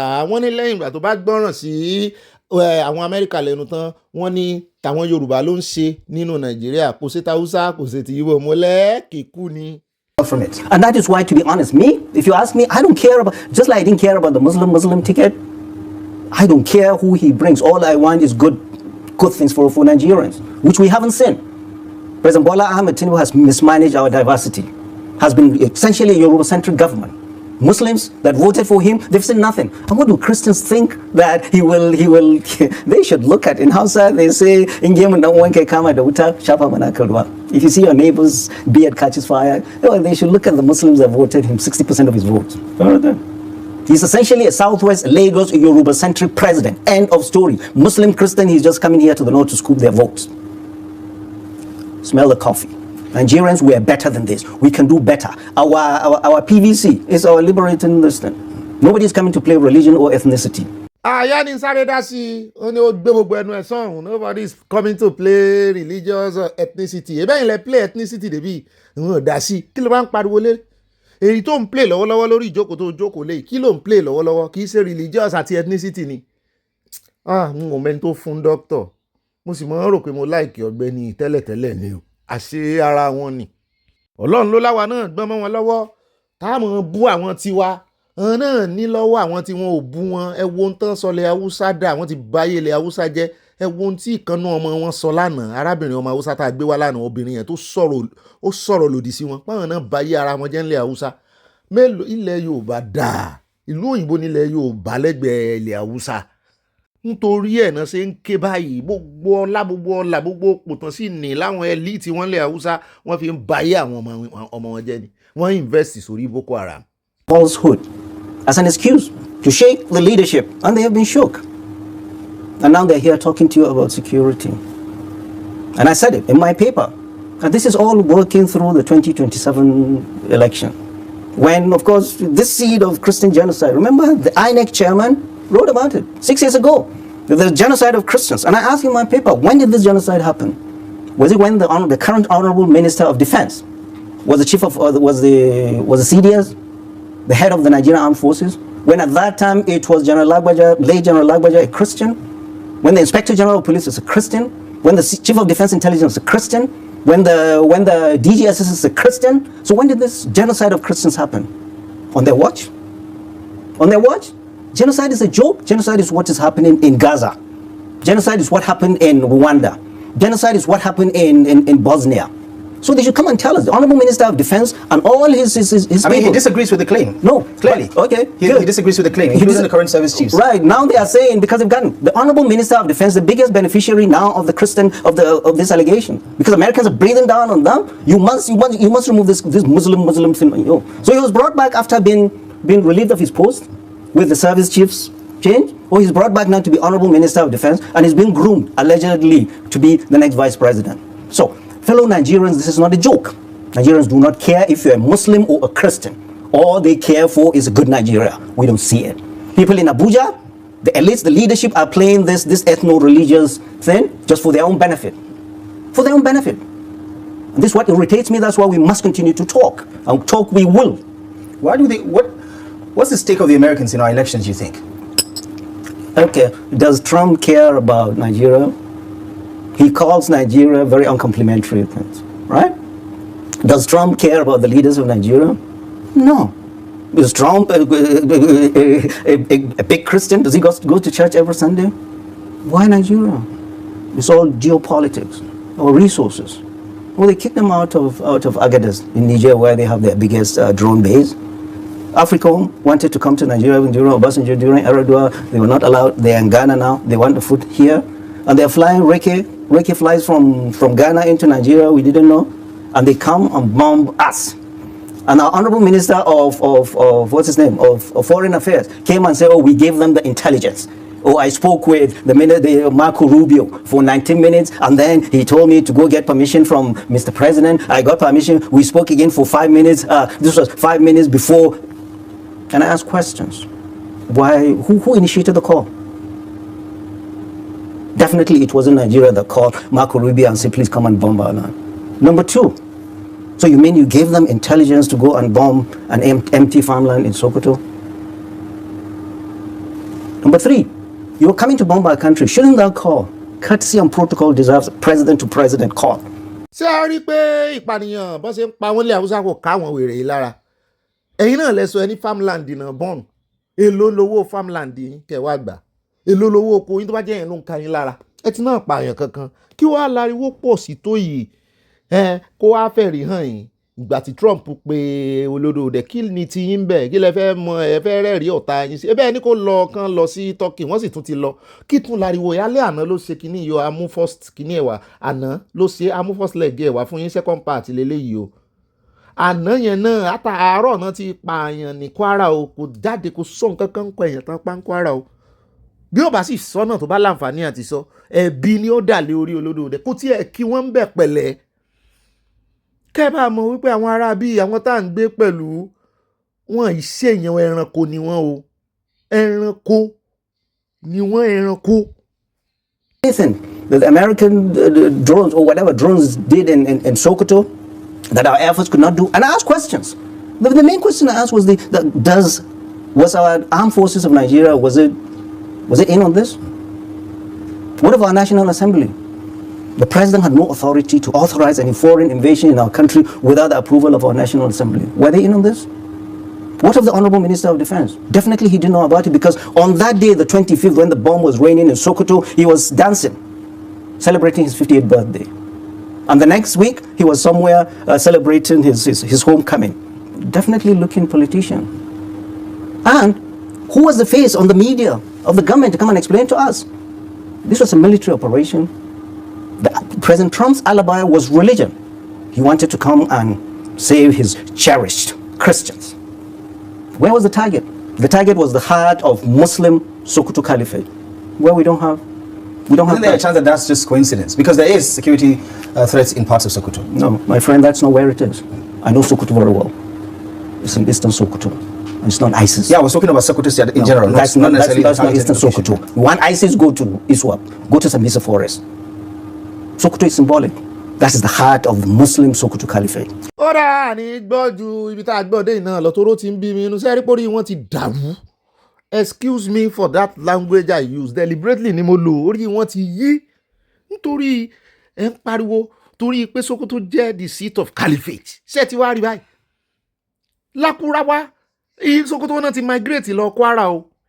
Wọ́n pa àwọn èèyàn Sokoto ni wọ́n ti kọ́kọ́ fi kíní kan hàn wá tí wọ́n ti ń tán gbẹ́lẹ̀ tán gé àwọn èèyàn lọ́rùn tán ju orí wọn síbẹ̀ Sokoto ni o. Tí ò wá sọ pé kò sí ní tó jọ ń Sokoto. Àti mọ̀ tí ń dùn yìí. Ẹ fẹ́ la. Àwa gan ti gbọ́n ní ìsìn. Ṣé ẹ̀yin ni ká mọ̀ gbèsè lẹ́yìn? Ká folódò dẹ́lẹ̀. Kò possible. In fact, kólódò dẹ́ gbàgbára lọ́wọ́ ọ̀rọ̀ pátá. Agbára tí British gbé fún wọn. Kó jẹ́ pé in the next 50 àwọ̀ ti gbòmìnira. Ṣùgbọ́n bá gbòmìnira náà tán ẹ jẹ́ àmúra o. Àwọn tí a mọ̀ bá dì gẹ́gẹ́ bí orílẹ̀-èdè sórílẹ̀-èdè rèé o. Ní o. Security gbọ́dọ̀ múnádóko gbogbo àwàdà gbogbo wẹ̀ẹ́dẹ̀ tán olórí Yorùbá ń ṣe ní ìsìn bá ti gba Yorùbá nìsàn tán kò ní í sí wẹ̀ẹ́dẹ̀ mọ́ o orílẹ̀-èdè sórílẹ̀-èdè ni ó dì ń gbà náà wà ní ìṣèkan mọ́ o.